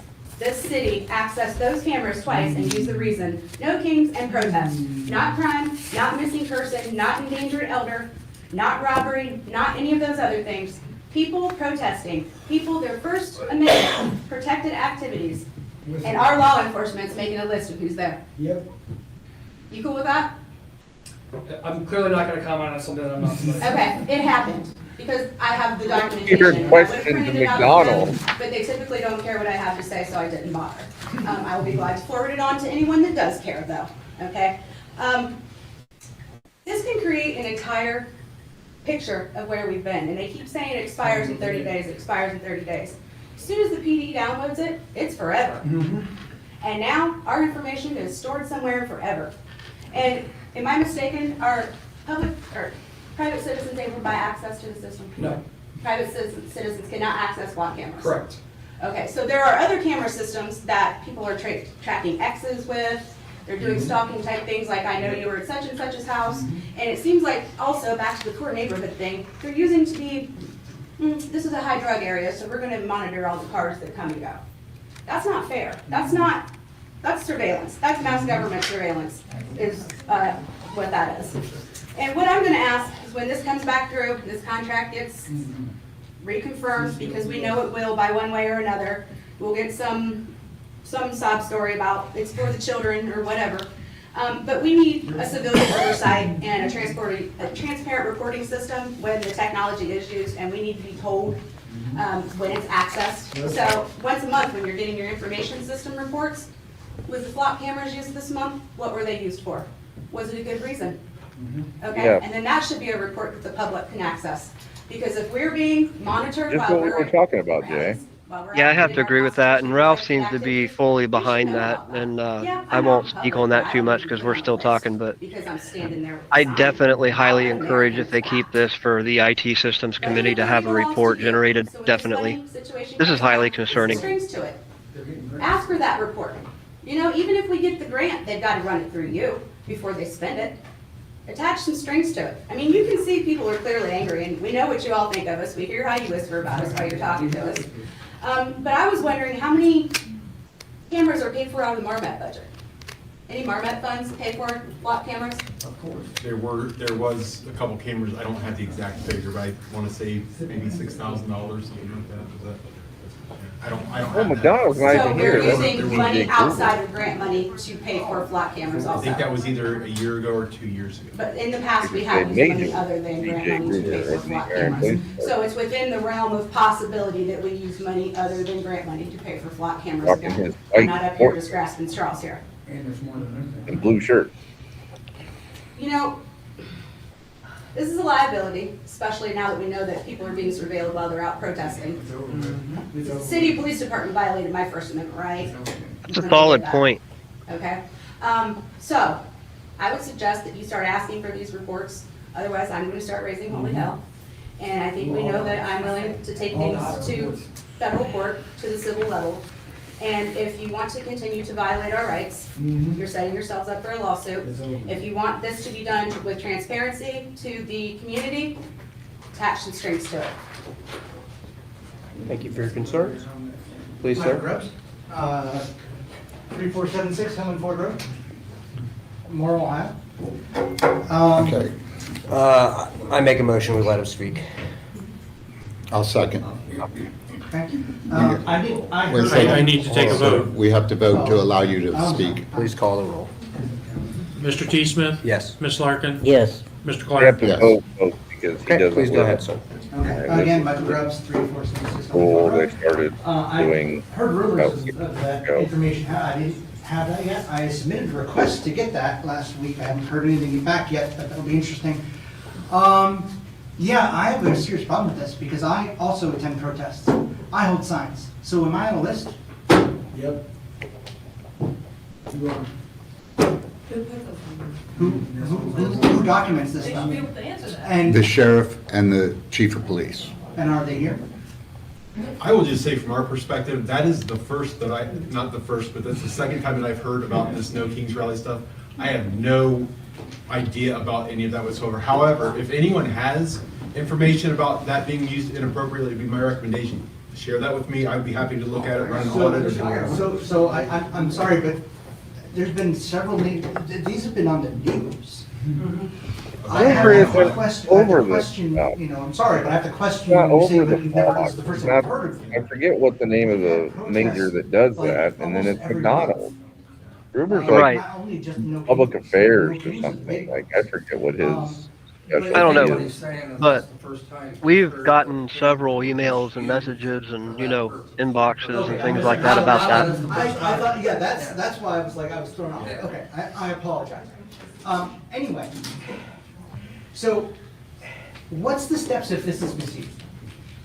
What happens if let's say, the sheriff decided to use this and it was inappropriate? That What's would the be more, steps? that would be more a question for us. So we have Okay. internal policies that govern that, as does the sheriff's office. Okay. And then as he indicated earlier, if It could be in the realm of criminality as well. What they did was improperly access information. It could be against the law as well. So my question then is, if they use this. Not because they don't have any camera protocols to set up for that. Surveil Right. peaceful Not true. protesters to identify them, would that be a violation? It absolutely could be a violation, yes. Okay. It could be. Because I want to come up here and be like, you know, and You would just use the that defense, threw me. the So, it was yeah. I'm monitoring, happy you that know, an this is event happening. that I don't there like was the a fact likelihood that it seems like the or public has potential no for information. We have to basically do a trust me incident drill or on this. something. Right. Nothing's gonna We come can't of it. access it ourselves. You gotta have And we're those dealing with a city that protocols can't manage money. specifically for this information, And we're supposed and that to needs trust to you be with done this. by council Well, I guess I would just say, I would ask you to use the same. or the discretion in administration. Trusting things that you see on But- the internet. You don't know that that's true any more than what we're telling you to be true. Okay, so there's money then? There's no No, I'm shortfall? talking about our cameras being used for no Kings rallies. I'm just saying, like, Until I see the data, as far as I'm concerned, I don't trust you. You guys don't, you can't handle money. You suck at handling money. We have an Yeah. $8 million shortfall. fair point. Nobody knows what the, 13? Well, before it happens. Definitely a fair point. Regardless, there's a freaking shortfall and what are we doing? We're surveilling, yeah, thank you. We're surveilling ourselves? Why? What's the point? Not ourselves, just us. What is the freaking point? This is stupid. We should be focusing on the fact that we don't have any money, we don't know where it went, but instead, this is what we're doing. We want to surveil our citizens because maybe they might be doing something. Well, gee, I don't know, maybe point the cameras at you guys because you guys are really fucking up. whoa. Yeah, I know, I used harsh language. Yes. And you know what? Somebody has to. Still First Amendment protected. Come on, you don't have to use that word. It's still First Amendment protected. So, that's all I have, thank you. Oh, yeah, You said I need to get one under control. you don't wanna miss this. You need to get the, I can hear. I think it's under That was control. funny though. Turn the cameras on them. That's pretty funny. Kevin Peppard, 858 South Prospect Street. And this is probably more for like, BJ and John. So I'm just wondering, like, when you do a historic search, or if you are if you are flagging a plate as associated with a crime, what is the level of that crime? Is that, you know, a grab and go from the Circle K? Or is that like a murderer? You know what I It could be used mean? for all of those things. What we've specified in our policy is that it can't be used for traffic incidents or minor misdemeanors. So does it issue tickets or ours don't? No, Okay. But it's pretty like, it doesn't catch violations. We have to look for a vehicle and identify what crime we're, have to put right in there what the crime is that we're investigating. so it sounds like there's really, and that's very loose as far as like how they can use it. This is not like a lead situation where, you know. Yes, it's the. But what we've done is, I believe we've made it mandatory. It's not a mandatory aspect of the system, but we have made it mandatory that they have to enter a case number or a calls for service number, which you are familiar with, that connects that back to the call that they're investigating. So they would have to manufacture a calls for service in order to fudge that in any way. So the story about the whole like no kings being put in as the reason, have you guys looked into that? No, because I know the chief reached out to you and he mentioned that you didn't reach back out to him, so I wish that you would have so that maybe we could have I mean, figured I this shared out. this, I shared the story, so I mean, I'm sure you saw what it And said, I that's- just wondered. And when I referenced the fact that I've only heard of that one other time, it was the conversation that you and the chief had, so I no other information about, I don't believe it to be true, but But if we I had. checked, I mean, you know what I mean? Like- I have not done an audit. I do know our supervisors have the capacity to do an audit. What else was done with it after that brief conversation with the chief, I don't know. Okay. Yeah, okay. Okay, will the audience please quit whispering? Come on, I've asked like 3 times. I think. Come there's on, some audience. questions. I just wanted, yeah, thank you. Stop whispering. Please. State your name and Ashton address. Seals, 1920 Victory Road, Lot 164. I'm also one of the protesters. Not in the I know city. you say that these are unhackable, but someone with a short-range satellite nearby one of these with the right equipment can actually hack these. Right. That information becomes available once they do. They can go back the full 30 days. I'm curious what protections you have in place for that, and especially considering these are not just recording license plates. So, second part of it, explained earlier, it takes a photo of the back of the vehicle, right? So that's what it captures. But as including the pictures license show, plate. it's quite a ways around the vehicle. Yeah, it takes a Yes. picture of the back of the Yes, so vehicle. there will be pictures of people in the background, there will be faces, there will be Yeah, so just events. to be clear, there is no facial recognition. It is on roads in the back of the vehicle. So if someone's like in the middle of the road, How do you prove that there's no facial recognition when you're not sharing it with the public? we don't have facial recognition. There's no evidence that no one has ever said that. How do we know? As the public being surveyed, how do we know? Your word alone is not enough. I mean, there's no evidence of our 6,000 communities ever utilizing this for facial recognition. Yes, actually there is. Okay, well, what I will tell you is that the pictures are encrypted from front to back. So no, you cannot use a satellite to get in. That's just factual. The pictures are, cameras are not. Well, The so cameras themselves are not. You can get into those on the you can spot. physically You can blow one remove- apart, yes, but Yes. you will not get into the servers. You will not I get didn't into say the. take one apart. I said you can actually hack it remotely from right by the camera.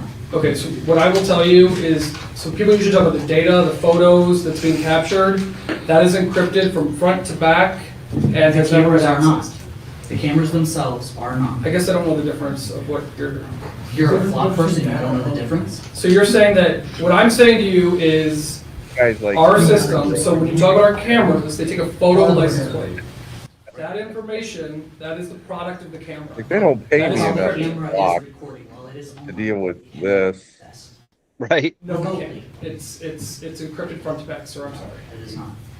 And so you can prove it to us. I don't think anyone in Marion is gonna trust it. That's what I have to say. Thank you, sir. Please. Oh, Evan Davidson, is he gonna, oh, no. he's not gonna tell. Daniel Erickson, 912 Cambridge Avenue. I should say up front, I didn't come here to hear this, I didn't realize this was gonna happen, I came here for completely other reasons, so I have no notes, I have no particular agenda. What I do have is a lot of security cameras on my own home, which I paid for, and of course I paid for the data management of all of that, and I can say in the years that I've had them, I never see anything interesting at all. But I have them there just in case. Now, the one question that's sort of been asked tonight, but I haven't heard an answer yet is, can somebody say that over the course of what, they've been in place for 2 years? Or a year? What, I don't know. I didn't know that we had these cameras, so I'm not that worried about it. I will agree with some of what's being said, that if they are being used to see who's coming to, the No Kings rally, then I do have a problem with that. I'll make sure I look for the cameras and smile and wave when I'm there. But my question is, and I think people would like to know, in the time that they've been in use, what crimes have the cameras helped to solve? What, have we had children abducted that the cameras helped to find? Have there been, that's the information that I think people would like to hear about, because I agree with lots of what's being said. Now, if they're going to be funded by grants, then we can kind of take that off the table in terms of the financial problems that we have in the city, and whether some of it's going to that. If this is all being paid for with grants, then that conversation can end. Some of the other concerns I think are legitimate, but what I'd like to hear is, what have these cameras done to help catch criminals in our city? And that would have to go to law enforcement, and I don't know who. Yeah, so multiple. I mean, in my 30 years that I've been around here, 33 years almost, it's the greatest technology in terms of allowing us to solve crimes. I hear all the concerns about that, but the reality of it is when it comes to solving crimes, it's helped us tremendously. So we had a child that was abducted and transported over to Illinois that helped us locate that child. We had officers that were shot at a while back on a front porch. We were able to identify the vehicle out of that, multiple shooting incidents. So it's been critically important to us in terms of identifying vehicles. Especially we're in a situation now where we're down to 55 officers. We started this year with 61, 62. So that's a loss of 7 officers, which is critical. So this is a force multiplier. I would love to come to city council and say, hey, we want 10 more officers. I would prefer to have 10 officers over 34 cameras. But that's not going to happen. No, but that's information that's really good to hear, because in all the conversations so far tonight, we've not heard any about that. So that's good to know. And if I were in your position, I would dig up some of that data and make that available to people, to say this is what it's done. Again, only for the purpose of saying they actually do serve a purpose, and if the grants come through, then they're not ignoring the other concerns. But again, I didn't come here to talk about flock cameras, so I really don't know. So I guess that's it. That's all I have to say. Thank you. I would just reiterate from the police department's perspective, because I've heard this concern multiple times about the No Kings rally.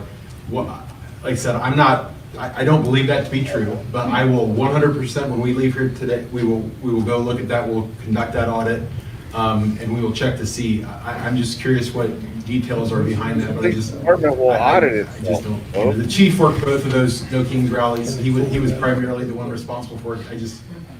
But 100% council and anything you may Sure, find. absolutely. Thank you, appreciate that. And I would say keep an eye out for Yeah. this purple toilet. Oh. But also, if you know that that's the car, I know there aren't very many of those in there, it's probably pretty easy to find. But there's trouble. Have them forward on to Matt, to the clerk. And forward it to the clerk. Please. Kevin Davison, President of the local FOP, Farm Police Station on Warren Lodge 24. I represent deputies and the police officers here. Hold on, reiterate what Major Gruber had said. These are. I'm sorry, I didn't hear your address? 2683 Current Drive, but I'm representing the federal police tonight. He's not in the city. You got to vote on Marion it. Township, the other camp, we in my area. But I want to reiterate what Major Gruber had said. These are invaluable tools to this committee to solving crime. I want to thank you for being there and showing your presentation. It shows what can happen. If they're misused, there are recourses. We have other databases the police use. There's leads. All this stuff will be used as retired deputy sheriff. And those that are in law enforcement here know we work with people that have misused this stuff and have been dismissed from their positions and been charged criminally. So there are repercussions if you misuse any of these systems. And I know, the money is tight for everybody. Police are Whether the doing sheriff's office their can own afford to keep this oversight. going on is still up in the air with that, and that's up to Stephen Sheriff Bales. But It would have to be continue to somebody use these high to solve the who has crimes like Major Gruber access, talked about, the kidnappings and the murders and audit the to shootings. do that. You And cannot maybe put a price That's not how it on is. the safety of our citizens. Be McDonald having to turn himself in, Thank you for or your that time. other teacher. And to answer your question, it was the Feliciano murder that was solved. They got this guy in Delaware County by flock cameras. Wow. Mr. Kreider, and then Mr. Smith. Confession letters can't get murdered. Scott Kreider, City Council at Large. Just to consider this question, or Chief McDonald, when we first had this committee or the request for a speaker to come to flock, he presented information about what flock cameras have been used for. I'm sure if you had a request, he could get that information to you, so. There's several of those downstairs in the lobby. Okay, yeah, so I think that'd be helpful if people want to know and reference that. That's all. Okay, thank you, Mr. Kreider. Can people from the city speak this guy? We have Matthew Cooper, 844 Congress Street, hot list. What's the hot list? So generally, a hot list is a list of license plates that are affiliated with a crime or a misdemeanor. Affiliated with a crime, so what does it take to be affiliated with a crime? Again, those are all decisions made by local law enforcement. What does it take to be affiliated with a crime? What does it take to be affiliated with a crime? Yeah, do you have to commit a crime? You have to be I would say a suspect. A suspect, do you have to commit a crime?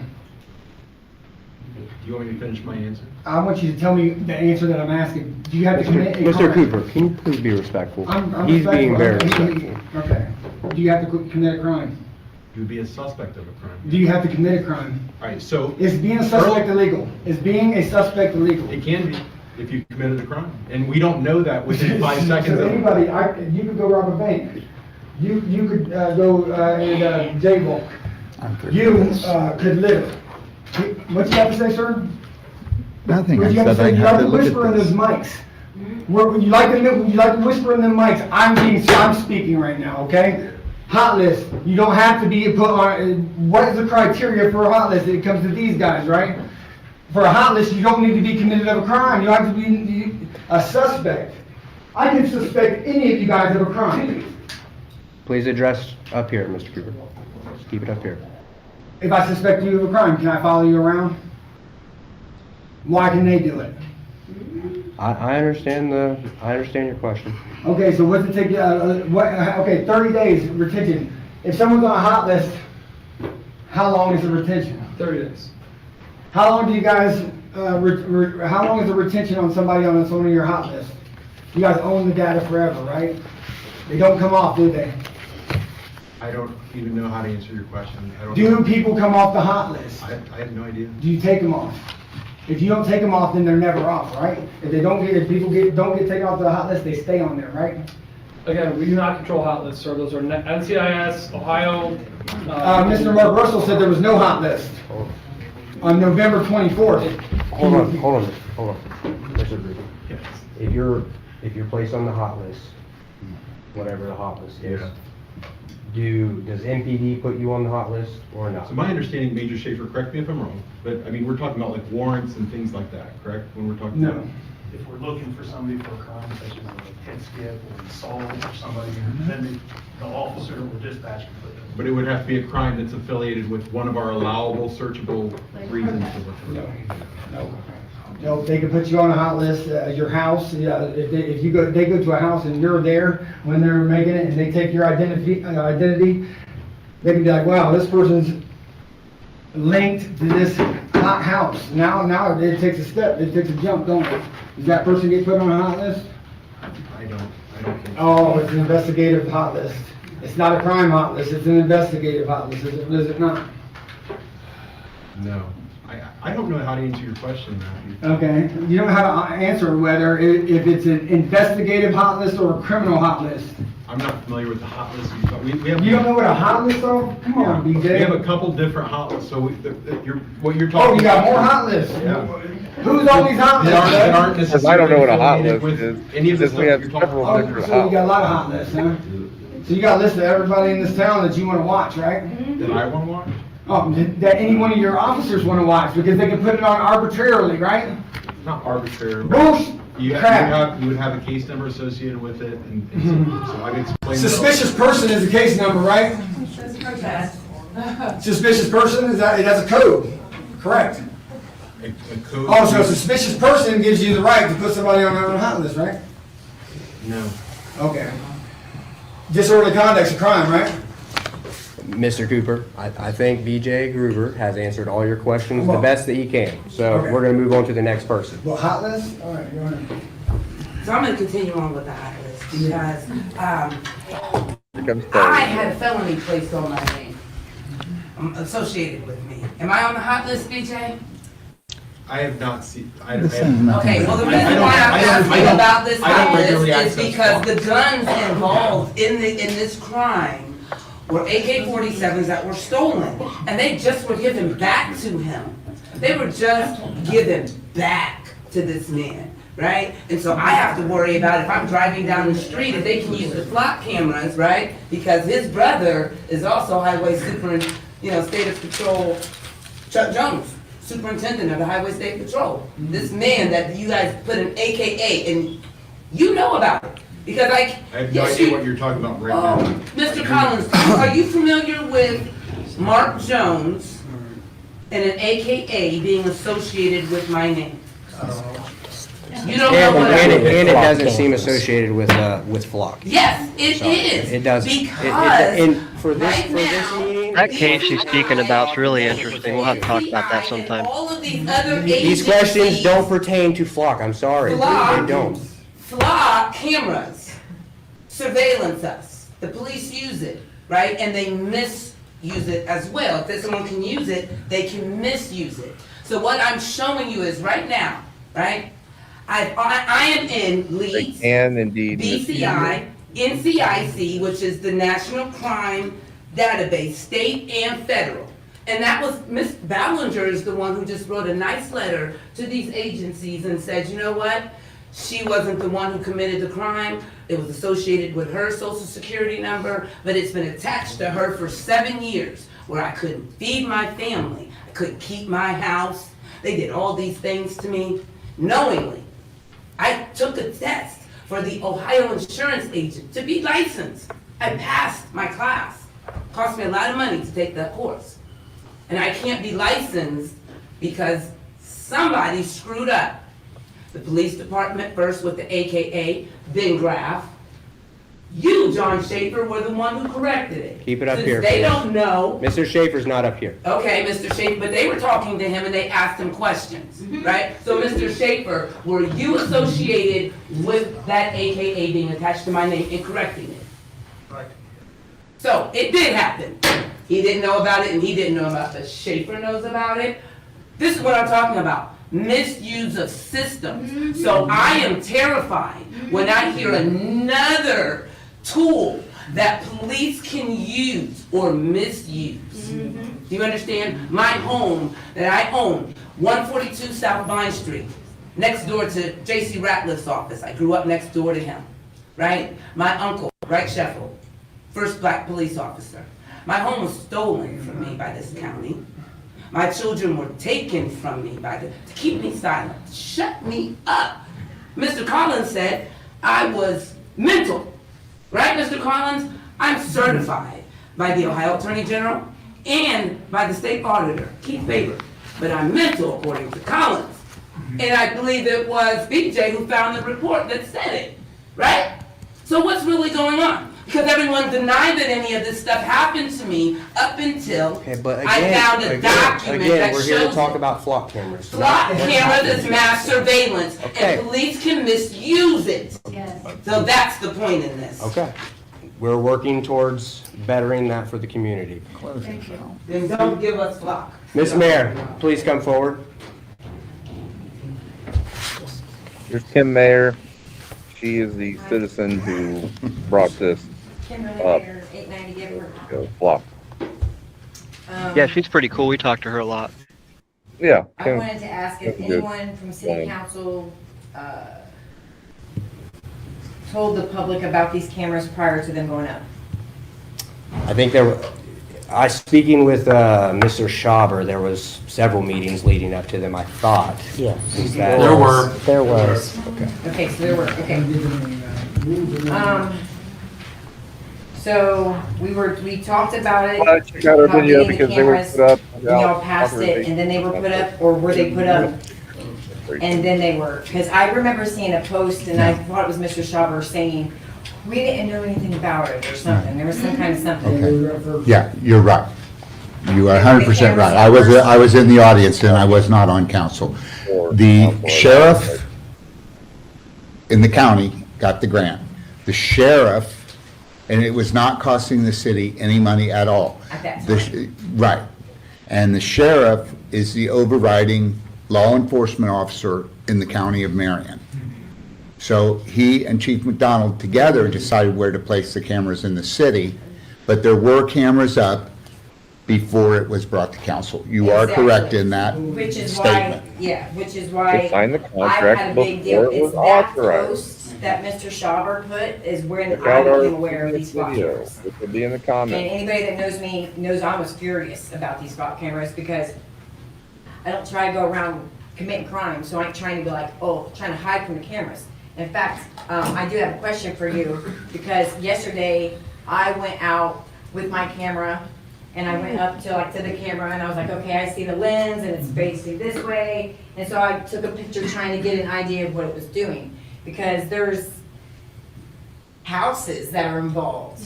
Like if it's aimed at it, I seen the picture that you had and that looked like a really close up back end of the car. But if it wasn't a close up, then it could get other things.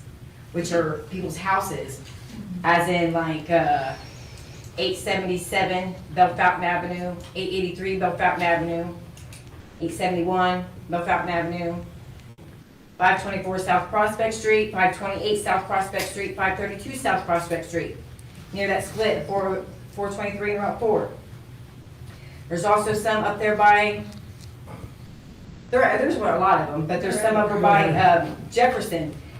There is one in front of TJ's and there's one in front of O'Reilly's, and they go like this, right? Well, I can see it being stores and stuff that business may have asked for it. But these addresses, I'm sure that 877 Bell Fountain probably doesn't know that every time a car drives by that their house is getting lit up. And so every time, that's what they say, because it says flock cameras take interval pictures. So it's every time something goes by. My question to you, sir, is what triggers that to go by? What triggers it? What triggers that camera? They're motion activated. So I could have triggered it? So when I went over to my camera and I had my camera like this, I triggered it? Yeah, I don't know, I'm sorry if you. So had it's it or not. motion. No, I'm asking, because you said it's motion. So me as a person is a trigger, correct? Because I'm like, my question is it's important because I'm like, what is it that's picking it up? Is it the metal on the car? Is it the metal that's picking up? And it's like, oh, there's metal. Yeah, they're geared towards the road to capture the back of the vehicle. So Right. generally, I don't know the addresses you were saying, generally, they don't capture broad area because they're geared to catch the back of the vehicle. But what's flagging it? What's triggering The it? vehicle's driving by, correct. But the vehicle's driving by, but what about that vehicle driving by? There has to be something, so people don't get it, like when Siri, they're like, oh, it's not really on, it's always on, because it's always listening for its name. My question for you is you're telling me that the camera is triggered by movement? By a vehicle driving by. A vehicle, correct. so you're saying that this camera is only picking up things like made of metal? Like, I mean, how do you know it's only picking up? A larger mass vehicle, correct. Now, if you're standing in front of it and a vehicle drives by. I know, how do you know, how do we know that I didn't trigger it? It's triggered, right? That's what I'm saying, how do we know that people walking by is not triggering these cameras? So generally, the cameras, again, are geared towards catching a vehicle that drives by, not people. I hear what you're saying, but you're not answering the question as in, what about the camera is triggering it? Is the camera looking for metal? Is it looking for you're saying movement, so a raccoon, could be a raccoon? Could a raccoon trigger it? Generally, no, they're engineered to capture a vehicle driving. I think we need a better clarification on that, generally. If I may, does the speed play any part into it? If you gotta be going a certain. I don't know. It'll snap in a photo if you're driving slow or fast. So I don't know that. But so no, I mean like a raccoon going by should not trigger it now. All right. So anyway, I thought that it's kind of shady that our sheriff and our chief of police got this grant, apparently, and installed these cameras, and then came to council about it. That's why we're talking about it. Because they went up and they're all shady about it, and I never did know about how to get up here. A different reason got me to the council, and then he started speaking on that November day. And I was like, oh, there we go, that's why we're here.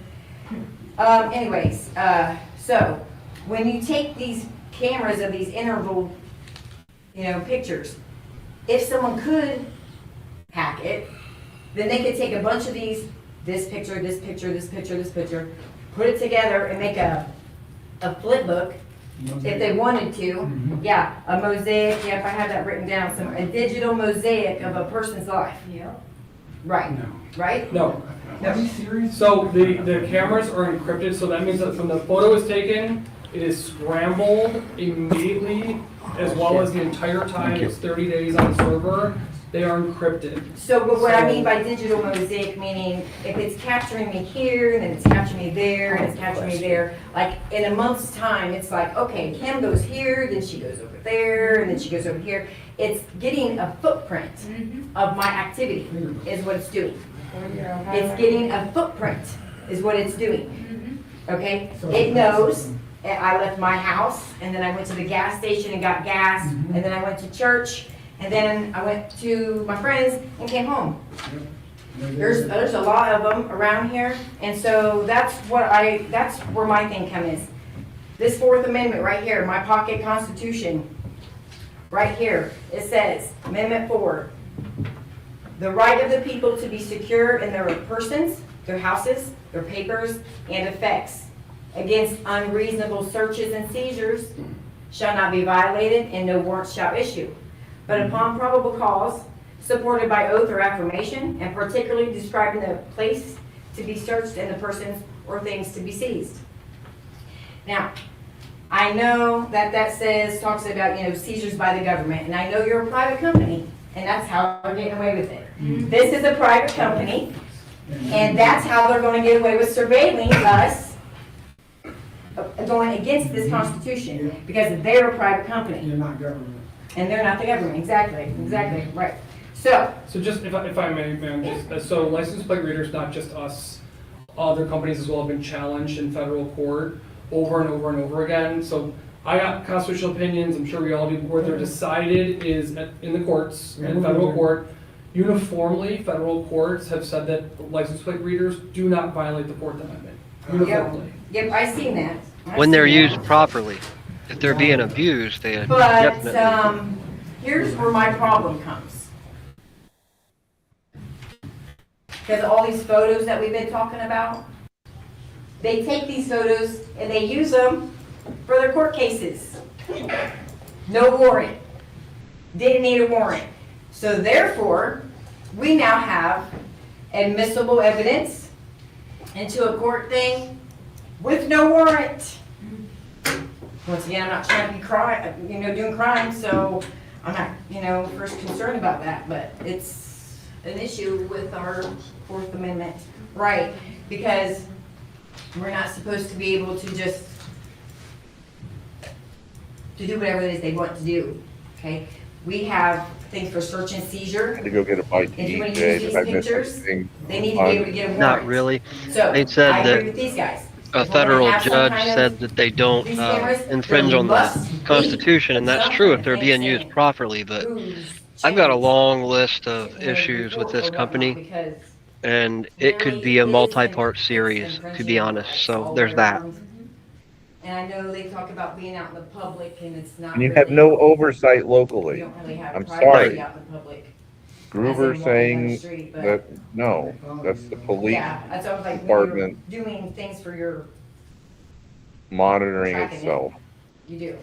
And then to retention of the video, you said for 30 days, so 31 days they can't get it. Correct. But you said that it is held longer if necessary. So correct, so if they search a plate connected to a crime and they find a picture, they're able to download it to preserve it as evidence. So that is the only way that data would not be deleted. So that's like, you would want to preserve that evidence if it's associated with a crime, just as you found any other evidence. Sure. But once they download that, then it's there. Correct, it's on a local server. And we can always have access, people get access. to And that something. would But show I up wanna in the mention audit something. log as well. One more thing you mentioned earlier, you mentioned a third party. You have a third party that does something for your business, what was it? Independent stress testing to our system, so that is a industry best standard, where you have independent stress testing to your cybersecurity. So it's not just us saying, yeah, we got great cybersecurity, you get that independently tested, it has more validity to it. So what does that mean? I mean, So what like, is this? What are you doing? So it's essentially like, it's a company saying, we believe we have really good cybersecurity, but we're also gonna have an independent agency verify that. So this independent agency also has access to this information that you have? No, they do cyber stress tests to our system. They do not have. There's a difference between a cyber stress test and an audit. I wish he'd stop saying that, he's making me crazy. Okay. And there's reports that come out on that. SOC 2, SOC 1. He's obviously not an IT that come out on the guru, Jay. results of those. Well, perhaps they should send somebody out that knows what they're talking It's just about really then. important parts to ensure that the system and the data. That'd be is nice. safely. All right, I just wonder, because sometimes when we have third parties, it's the third parties that ends up getting hacked, and then next thing you know, there's a new I see what thing you're going saying. on. Because I've got 2 things in my house right Yeah, I now, see what 2 you're saying. things where I've been, one has to do with Amazon, and one has to do with something else, where somehow somebody got my information. I see what you're saying. Yep, no. So this is a big deal. It's, I mean, it's, yeah, it's an independent agency, just to again, to ensure, we work very hard to ensure our system is safe. Nothing like a separate set of eyes ensuring that as well. Right. I really am about the Fourth Amendment on how. And the same could be said at the local level. Or let me ask There you needs that. to be another Let me set ask of you eyes that. on, for the oversight. Get your name, officer. To what I just said, I mean, did they do that? I mean, you're not, can you affirm or deny Which part? that they use without needing a warrant? That you can just pull the picture off and you don't need to technically get a warrant to be able to use that in your court case? Yeah, we don't need. You don't need a warrant? See, so right there, thank you. That goes. There you go, that's it. That's the end of the game. You don't need a warrant. Everything else Yep. in the court case, they need a warrant for. Warrantless searches, i.e. But not Big these Brother, government And it's what I surveillance, meant. state. Our police chief is like head of the FOP. I mean, it'd be pretty crappy if he didn't get these cameras. But I think it's pretty crappy that he and his counterpart for the county had to put up with not telling everybody. That's not nice. Nope, That's what I got. Mr. Chairman? I have a question Yeah. for you. bravo. Are the cameras set by size of something that goes by? You mean like the vehicle? Yes. They will capture everything from a motorcycle generally to a 18-wheeler. They can capture all of it. But they Small more than car, likely. big car, Okay. 18-wheeler, motorcycle, correct. Okay. Yes, clerk? I just want to clarify. Do you mind? I do actually. Obviously not, because I'm trying to address the chairman up here and you're interrupting. That's why I'm here. You guys don't mind because you guys are so far in debt. I mind, I'm here. I'm about to quit. It is free speech, you can't. Mr. Chairman, despite the noise at the back of the room, I was on council when these things came in. And Mr. Rollins can correct me if I'm wrong, but I was told at the time that the county got a grant for it, and they were put in with the consultation of the chief of police and with the permission of the mayor. It did not come through council. The mayor gave permission at the time, and I'm not talking Bill Collins, this was Scott Schertzer. It was Scott Schertzer. That's Of what course Mr. it Schauber was. told me when we discussed it. Thank you for that information. Kathy Chapin, Scott Please. Schertzer. The server room And- party, I'm Cindy folks. McGuire, 519 South Yeah. Main Street, Marion. I've been here a long time, 45 years now, and it's been a nice place to live.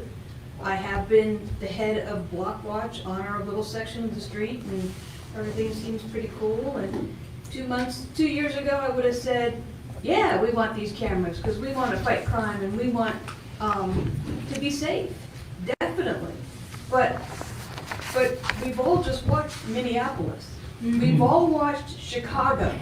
I have friends in those places. They have disrupted lives, Homeland Security. They have dropped in and arrested children. What stops You're them from enforcing accessing immigration these laws, records come on. if they ask? Can you say no to that? That's the bigger picture.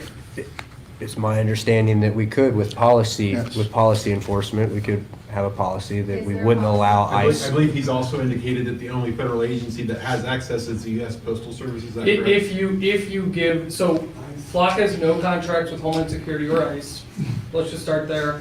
But all of the sharing is done Yeah, locally. what do you use it against So they illegal could or allow. not citizens who are With actually the citizens of the postal country, service or the not park citizens of service. the country? So with And yeah, Homeland use it against them. So they don't have an account in our system, ma'am, so Well, There- wait a minute, you're talking about a government entity. Correct. If they want this information, they will obtain it one way or another. So like if they called the town and asked for it, Right. it would be up to the town to make that decision. Right. And I think that would be a warrant. Yeah. So That It isn't would something require a that warrant you to would share get. with the public though, would it be? I That you wouldn't. have released this? I don't know, I'm asking. I'm Okay. concerned. It's all- I'm saying I personally wouldn't, but I'm, We wouldn't do that. And it would also be permanently logged as well. I would hope so. But I just have seen too many instances of our administration destroying towns and people's lives. And Oh, I really man. don't They're want not to- destroying towns and people's lives. They're enforcing immigration laws that have been on the books and not enforced for years. That are here Come on. peacefully. You want to talk about flock I welcome and them. how it sucks, And I would then hope that's that our fine. community would continue to welcome them also. They're paying their taxes, they have jobs, they have children. So I just want to keep it peaceful and not know that this isn't being put in place to threaten people. That's all. Thanks. Thank you. Civil and one more. That's, come on. Was flock used in Iran to track down terrorists? No, we're not, we have no cameras in Iran. That's the question. He answered it. Are you He serious? answered it, It's on the though. news. Please. They use flock, it's been on the news, they use flock. They admitted they use flock. We have no cameras in Iran. They admitted to it. Okay. Well, we know that he's a liar. Lou Kelly, Fine. 365 East Farming. I'll be a bit more friendly with you. There's Mr. Zulu. Do the cameras have pan, tilt, zoom, crop functions? Not the LPR, sir, but the live cameras do. Okay, so the license plates that we have in Marion, that's all Are fixed. are fixed? Yes. Okay, so they're focused on, say, 3 foot off the ground where you typically find the license plate in the center of the lane. That's correct. They're focused So optically. if a protester, if they can stoop down in the middle of the street, they're kind of stupid, but let's leave that off, okay? The plates are only decided by, the ones that are in your system are only decided by the local police, correct? So a local list, yes. If you have like an Amber Alert, that would be a national alert. Okay, that's where it's gonna go. Yep. So when the license plate for the Indiana kid went in the system, it goes everywhere, and if the camera gets a hit on it, it automatically reports back to the local? If they enable Amber Alert, yes. Okay. So, All those sharing in and out is controlled locally. I mean, most people do have Amber Alerts on their systems, yeah. right, So, yeah, so if it, usually in Amber Alert, you would go nationwide with it because of, you don't know where. yes, sir, the design of Amber Alert is for sure to be nationwide because missing children end up, unfortunately, all over the place. Anywhere. Yeah. So it's automatically in the expanded list, let's call it. Correct, so if, let's say, a child from Cleveland went missing, and the Marion was opted into Amber Alert, and that vehicle passed through a Marion camera, it would alert Marion in Cleveland that the child that's missing passed. So we would have to opt into the Amber Alert Correct. system. Correct. Okay. May I ask if we are in the Amber Alert system? Yes. Okay. What about the Silver Alert system? Major Schaefer, can you silver alert terminate? I don't remember that as a specific option, but Yeah. Okay. But that would be something else to consider if we keep this. My from- assumption is yes, but we can find out. Yeah, okay. Thank you much, sir. Sir. Okay, does anybody else from the public have any questions? The committee? No? Okay. So, obviously, we've heard a lot here. It was great to hear from the representative. Bang the hat, At least I Dad, thought so. bang Some the of you may hat. not think so. We'll look into some policy and see what we need to do. I mean, it sounds like that's what needs to be done. Get rid of them. So, without further ado, we're adjourned, 8:40. Matters not on the agenda? There was no. There is, you had a meeting, you can tell us. Well, there you have it, folks. Okay. Park meeting? That was a long-winded discussion have a meeting. of the flock There was a park committee meeting. surveillance hybrid that was installed Public meeting. in the city of Marion and the county of Marion in 2023. All right, so Do the you next, remember when that was installed? Do you remember how that went down by any chance? yeah, other than Schertzer, they found out that before they even notified council or anybody they were doing it, they'd already signed the contract to install them. Beautiful. Yeah, Kind of like New World, huh? yeah, yeah, another questionable contract that they engaged in. All right, so here's Finance Committee. So we That's got, always entertaining. yeah, we'll see. It could be nothing, or it could be exciting. You got the finance chair is now Aaron Rollins over there on the left with his characteristic slouchy cap that he wears, and hoodie to every meeting. And you've got Chuck Norris there in the middle, otherwise known as Ralph W. Smith, also from the 3rd Ward. And then Dan Clark, I think, is the other one, right? Yeah. Yeah, I think so. I got so many screens up here. Dan Clark's like on every committee. Okay, I'll be a little more calm in this one.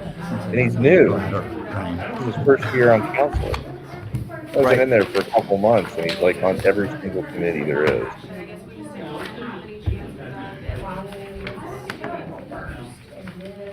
John Barr must have just want to work him to death. I don't know.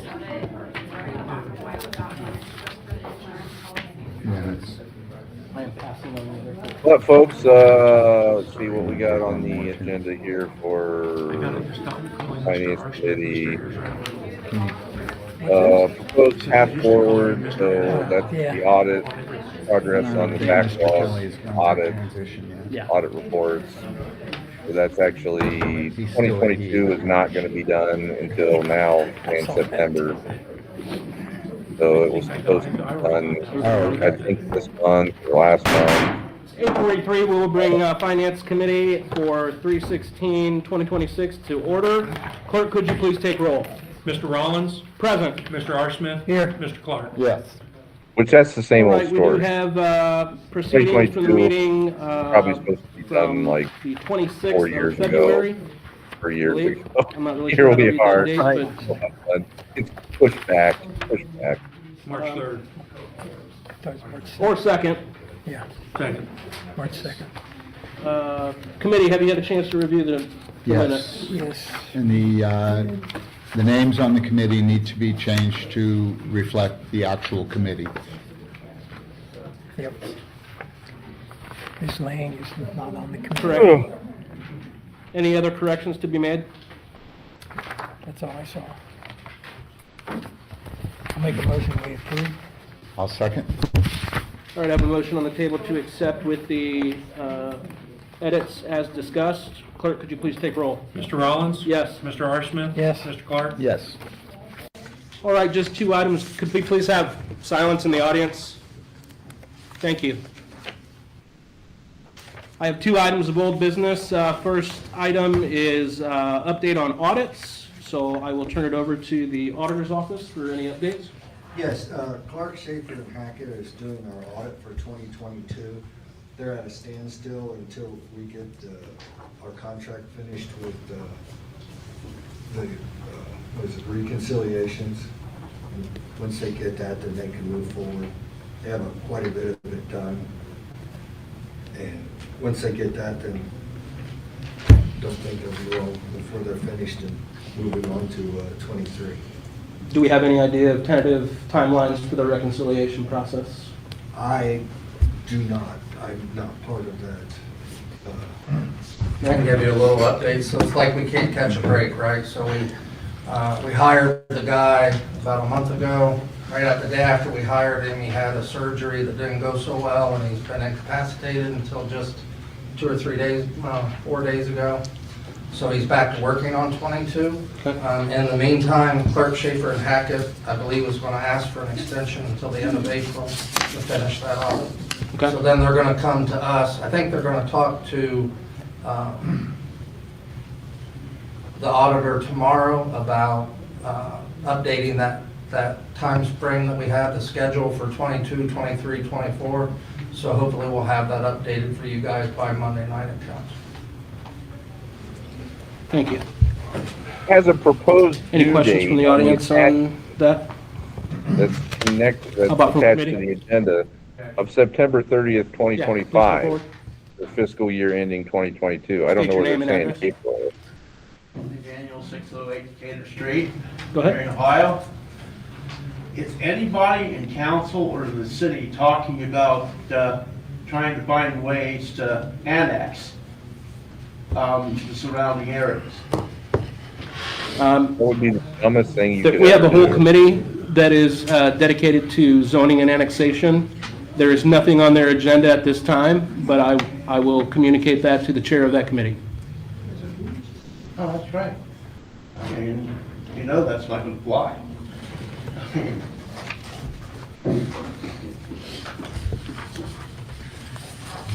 Try and annex Now, when does that commercial areas. come about? that Whenever the currently chairman pay calls one. no It would be income the tax, same night as any other committees, but at annex them. and the then discretion project of the committee chair. back. And they go out of business. Oh, that's you? I think I should bring that up. It's like, is that going to be next week for you then? Well, 2 weeks. Okay, well, I'll bring that up. Because somebody's out there in city council wants to discuss ways to annex. I don't think so. Why? All right, well, thank you. All right, item number 2, penalties and appeals. Any update Karen Law. on denied appeals? Gonna post on Facebook. Any Favorite. additional Right. correspondence from the IRS? we Those have areas. sent out a letter to get an update on. Again, where we probably the stand. dumbest We've thing got that outstanding could be done. that haven't been settled, and we have not gotten a response back. It generally takes a while for the IRS. It's kind of their busy season now anyway. Martin Watts, deputy auditor, again, he's the one. here Since the at last council. committee meeting, no additional The correspondence DIA guard, the regarding actual fines and auditor, penalties. He is not that here you're aware again. of. I think she's only attended maybe one meeting, maybe two, since January 1st, For what? more than order? 3. Late filing? Yeah. And Again? nobody has said anything about that. OP&F, Right. I mean, OPERS, Ohio. if you're gonna be auditor, you should come to the meeting. The Ohio Police and Fire. I mean, that's just being fair. Miranda McGinnis, Okay. she got called out for not attending And what are, meetings, what were rightfully those penalties so. in total for, do you know?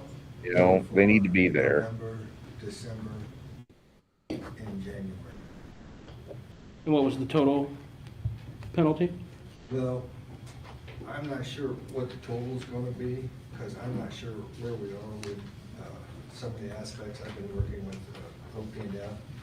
But right now, we're looking at like $16,124.34. $9,656.12 is for Ohio OPERS, and $6,468.22 was for OP&F that we have received so far. Questions from committee? Yes. 30. I'm sorry, Andrew Craig, 365 Silver Street. I couldn't hear, were this November of last year? Yes, November, December. And then January of 26? Yes. Yes. Okay. I had some people sending me some messages that are apparently city employees, and they are receiving letters from OPERS asking them what they want done with their, when you leave city employment, you get your cash out. Disbursements? Yeah, there we go, that's where I couldn't look for. But they're still city employees. So their OPERS has not been, the contribution has not been made in so long to OPERS that OPERS doesn't think they work for the city anymore. We talked to OPERS about that. Mhm. They knew our situation, they understood. A lot of those letters go out automatically. We're still accruing There's really no way for fines OPERS and to penalties. Right. Without going into the As system. recently They're not going to do. What is it, like 90 days? As last quarter, it sounds like. That they're considered separated? I would think that would be a good guess. Oh, Answer to that. the But I know a never-ending lot of people story, have, Jay, and the that has never-ending been story. relayed to me. That's But okay. they- But that is current now. That And is, so, so yes, everybody's employed as of right now? yes. And I can tell you personally, everybody's been made whole. Okay. And I helped with getting those caught up. Because I know some it was like $2, some people it was like $20, some people it was like $90, if they were owed an interest and As whatever. of today, everybody's current with OPERS. Everybody's been made whole and nobody has lost out on any of their pension. Okay, yeah, they're accrual. So then we should be good going forward. Everybody should be getting their OPERS deposited on time and nobody should be getting letters that they don't work for the city anymore. Correct. Awesome. Ohio Police and Fire is caught up too. As of the end of You guys are doing right along. Awesome. All right, any other questions related? Yes. Odd. Lonnie Daniel, 608 Decatur Street, Marion, Ohio.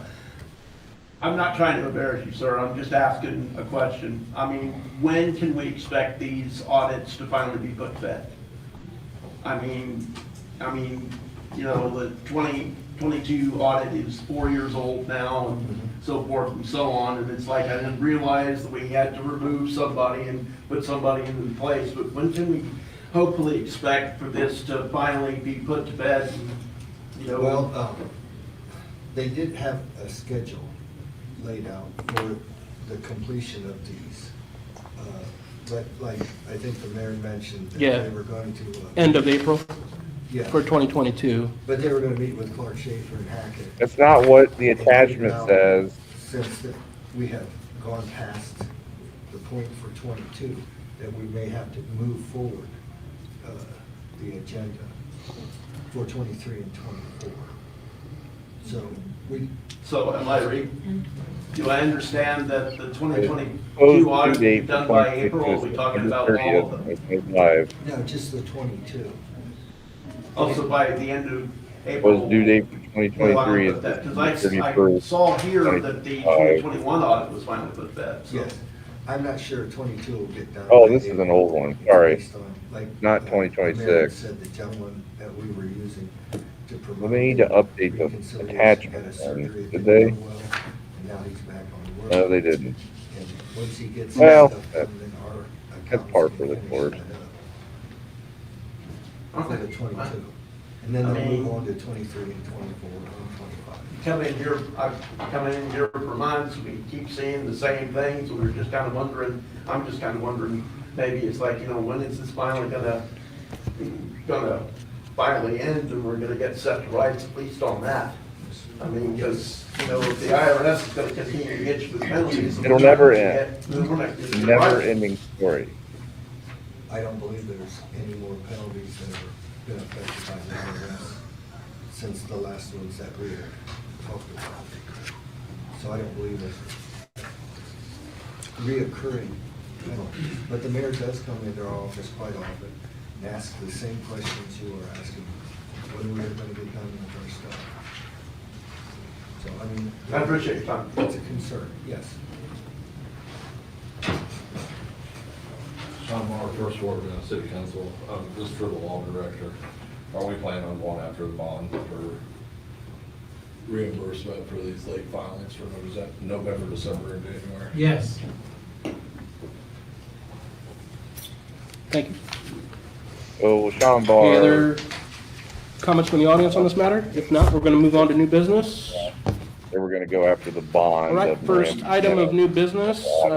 Clerk, could you please For read? the penalties from Get the after last it, bud. quarter of 2025. An And emergency law director resolution Mark Russell authorizing the said mayor, yes law to director, it. and/or clerk of council to execute all documents necessary for the National Opioid Settlement with Associated Pharmacies, Inc.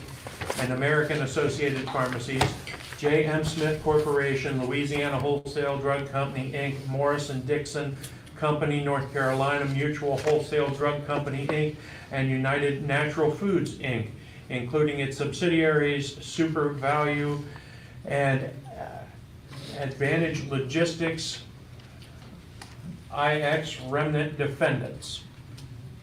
Thank you. All that is to say, I'm going to turn it over to the law director. Making this real. So this will probably be about the fifth settlement authorization council has enabled. Yep. The first four were participants in One Ohio. This is the first one that's not a One Ohio distribution program. It shouldn't affect anything. We'll just have to monitor it more directly. One reason I believe it's not One Ohio is One Ohio hasn't turned out to be what it was sold to us. There's no problems. We'll still get our distributions from the first 4, but as this indicates, these are what they call 6 remnant defendants. They're a lot smaller than the Purdue Pharmaceuticals. And with your authorization, we will recover the monies that we would be entitled to from the court-approved settlement. Very good. Any questions from committee? None. None for me. If not, I will make a motion to send this to council with a recommendation to approve. There's a settlement, another Yes, one come on forward. for the opioid companies that wreaked havoc in Marion and across the United States. Do we have an idea, maybe how much this So might be? Marion's already received a sizable Half a amount. million, we're talking 5 million. Of we're other talking 10 companies. million. Do we have any This idea, will be a smaller settlement that they're gonna get. do we have any plans where it's going? So this is a step where we're just enabling the participation in the distribution of the settlement. Okay. The settlement will be overseen by a federal court. Right. And so to answer your, so we probably find those answers in the federal court case. I can't tell you as I'm standing here, those numbers you want to hear. Okay, so we're opting in. Yes, we're And How many participating. people opt in Yeah, determines how the slice goes. yes. Okay. So do we have any idea what we might want to do with this? I'm thinking some of the budget shortfall. Yeah, I think generally with these opioid settlements, it's very specific as to what these funds can be used for. In the past, we used them for things like the rec center. The last thing they used it for, Rollins, I was would absolutely support you giving continued food out funding of that to program. Marion when, Things of that nature. when All right. they Thank you. didn't really need it because staff had already resumed. And I will second your motion. All right, we've got a first and a second. Clerk, could you please take roll? Remember that, Jay? Yes. Are you Mr. still here? Hirschman? Yes. Mr. Clark? Yes. Yeah, I definitely remember that. Remember All that? right, there was Yes, sir. a few items that were turned in after He said, deadline. if there's one because of the time this evening, I'm legitimate gonna function interchange of one government, those as it, it's to feed needs to be every a little bit of a single rush, person. at least to get to council for discussion. Which one? It would be. I don't know how you're gonna ordinance pay for that. 22, to provide free food to every single person, but apparently that's additional the release of number funds one up to 25%, legitimate function related of to government insurance at the local level. premiums. Clerk, could you please read? An ordinance authorizing the release of expenditures of more than 25% of the approved first quarter budget due to annual expenses. spend a lot of money on paid in food, advance Jay. of the year ending December 31st, I think Rollins will 2026. give me some freebies. All right, I don't thank you. I know. will turn this over to Maybe. Ms. Toriano for Maybe. additional information. So we were gonna try to wait to pay this before, or after the full budget got passed, but, in the meantime, we were also tossing around the idea of switching insurance companies for the purpose of saving money. After looking at the policies, it didn't work out in our best interest to switch, so we, continue to stay with our current policy holder, which caused an increase, and it is due April 1st. So to prevent any lapse in insurance or anything like that, I asked this be sent to council. And attached to the ordinance is the breakdown of how those funds go and how it's split out. Was this additional total included in the budget that's before council currently, or? Maybe if you didn't give, like, all the city workers, Okay. like 18 or 20% pay increases. If they're Yeah. much Any questions from committee? salaries and benefits, None. Any from the yeah, audience? maybe you wouldn't be in the I will shape entertain a you're in. motion at this time. I will make that motion to I move will. this to council with a recommendation to approve. And I will second. Clerk, could you please take roll? Mr. Rollins? Yes. Mr. Hirschman? Yes. Mr. Clark? Yes. And that's to approve, right? Approve, yes. All right, that will conclude new business for tonight. I will open it up to any matters not on the agenda. I have a question. Sure. I understand that there was a meeting Thursday with the auditor of state, is that correct? Was there a member of the finance committee at that meeting? There was not. I think there should be. Can we receive an invitation when that meeting's held or whenever they're held? Thank you. Thank you. Any other? All right, we are adjourned. Hey, I got off pretty easy. Is that it? That's it. Off the road. Yeah? There you have it, folks. That was your Oh, is she? I'll let Mitch. Marion City Council committee meetings tonight. So just a quick recap. It went on, I don't know how long, hour and a half on the flock issue, at least an hour. That started at 6:30. Here it is, 9 o'clock. I'd say it's probably an hour and a half if you timed it.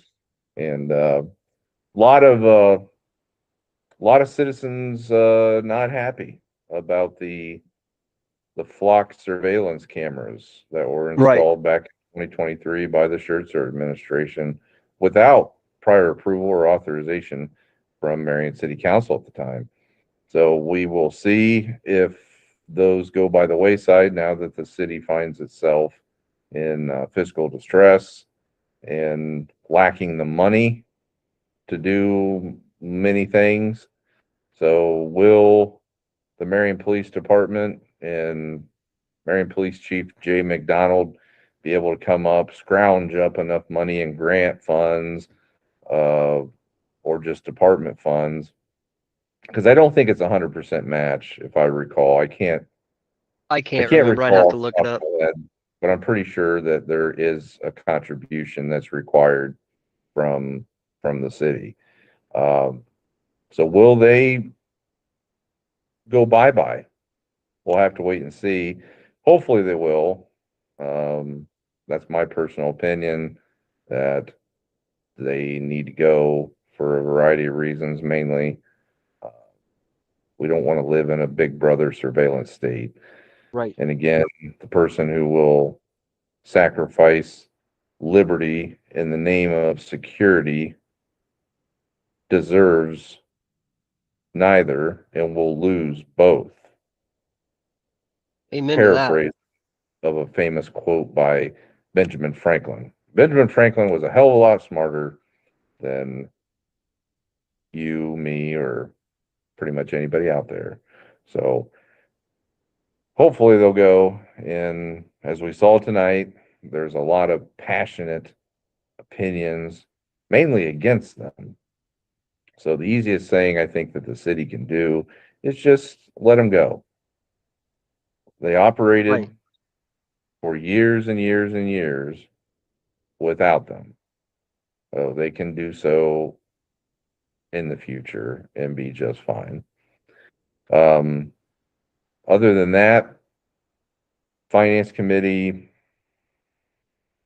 we're not making much progress, it doesn't seem, with the reconciliation project. Now, they said that the guy that's spearheading that suffered some type of health issue, probably overwhelmed. He probably, I know they said surgical. They probably had to remove like a brain aneurysm or something. He's probably overwhelmed by Marion's shit show. And he just about stroked out. I don't know. But so that's going to delay things, getting the audits caught up. And it's the same old story. Those audit reports, if you go back, they're always delayed, kick the can down the road, delayed. And will it change? Will they be able to get the reconciliations done and get the audit reports done? Who knows? Nobody else has been able to do it up to this point, and they've certainly hired a number of third parties. Now, you could say that, rightfully so, that a lot of that lack of progress was due to former Marion City Auditor Miranda McGinnis and her lack of cooperation or effort. And again, that would be seemingly a fair statement. So when you have Vidya Angar in there now, the current Marion City Auditor, will it be different? I don't know. Most people, I think, had a very high opinion of Vidya coming in and her prospects for success. Hopefully that's the case. We don't really know because we don't really see her. Right. She attended hardly any of these council meetings. I think she maybe two, and there's a meeting that's held every Monday. So here we are in the middle of March, and she's only attended two, at most three meetings. I don't even think she's been there three. So that's concerning. A little bit, yeah. It is. It's very concerning because you're relying on Martin Watts, Deputy Auditor Martin Watts, who almost never has answers, never comes prepared, has been involved in the auditor's office for years, and dysfunctional auditor's office for years. I don't know. I don't know. Hopefully things get better, but I don't think that anybody can say that they are getting better right now. So we shall see, but we will be here to report it and bring it to you. So hopefully you like this live stream that we did. We thank Jason Foreman, our tech guru here on the Watchman's Report, for being able to man the boards and to put that onto your screens tonight. Hopefully you enjoyed some of the commentary that we had to offer. And if you like this format, then drop a comment, let us know, and maybe we'll continue to do it in the future. Otherwise, probably what we'll do is kind of what we did last week.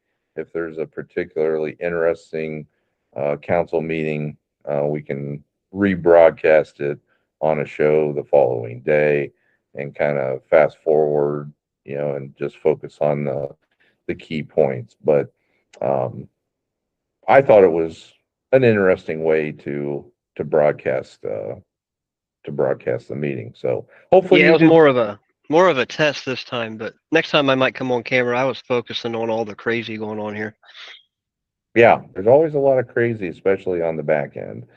And Thursday, folks, March 19th, be sure to attend, if you can, in person, the meet and greet and candidate forum for the Republican candidates for the state representative of the 86th district. So they're holding that event at the Calvary Bible Baptist Church on Lynn Hipshire Road. So if you go up US 23 and you get off, take a right on to Lynn Hipshire. So head eastbound on Lynn Hipshire from 23, and Calvary Bible Baptist Church will be on the right side, about, I don't know, half a mile east of 23. And you'll be able to meet with two out of the three Republican primary candidates for the 86th district state rep seat, Wesleyan Davis and Stephen Wolf. Ben Weber is the third. He will not be in attendance. He is not going to show up for that event. But come on out, meet Wesleyan, meet Stephen. Meet us. We'll be there. Meet us, ask them questions, and then the candidate forum, there's actually going to be a moderator. The moderator will ask Wesleyan and Stephen several questions, and then it's going to be opened up for questions from the audience.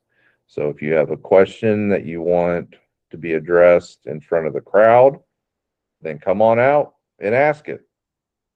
It should be a good event and a great opportunity for you to meet your state level representatives. And there's a lot going on at the state level, and you need good people in that position.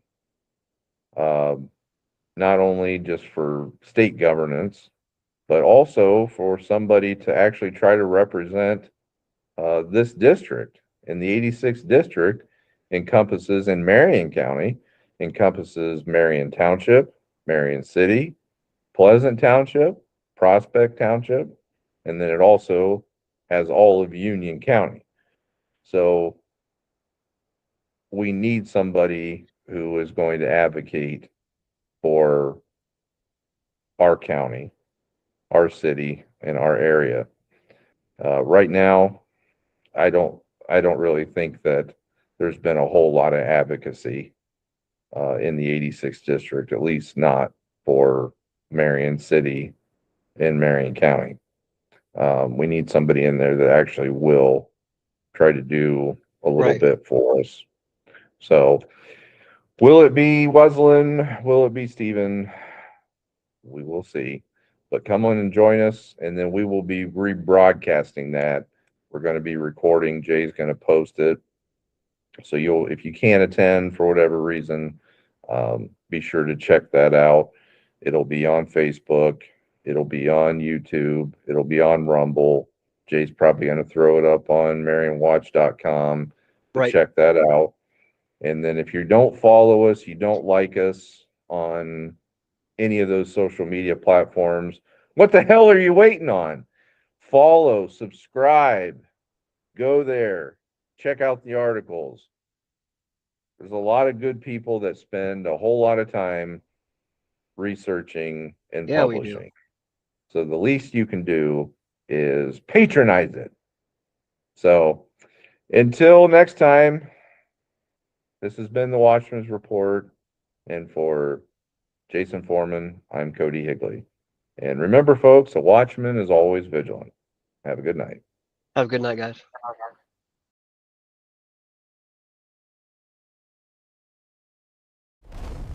Sound the alarm! To arms! They are here!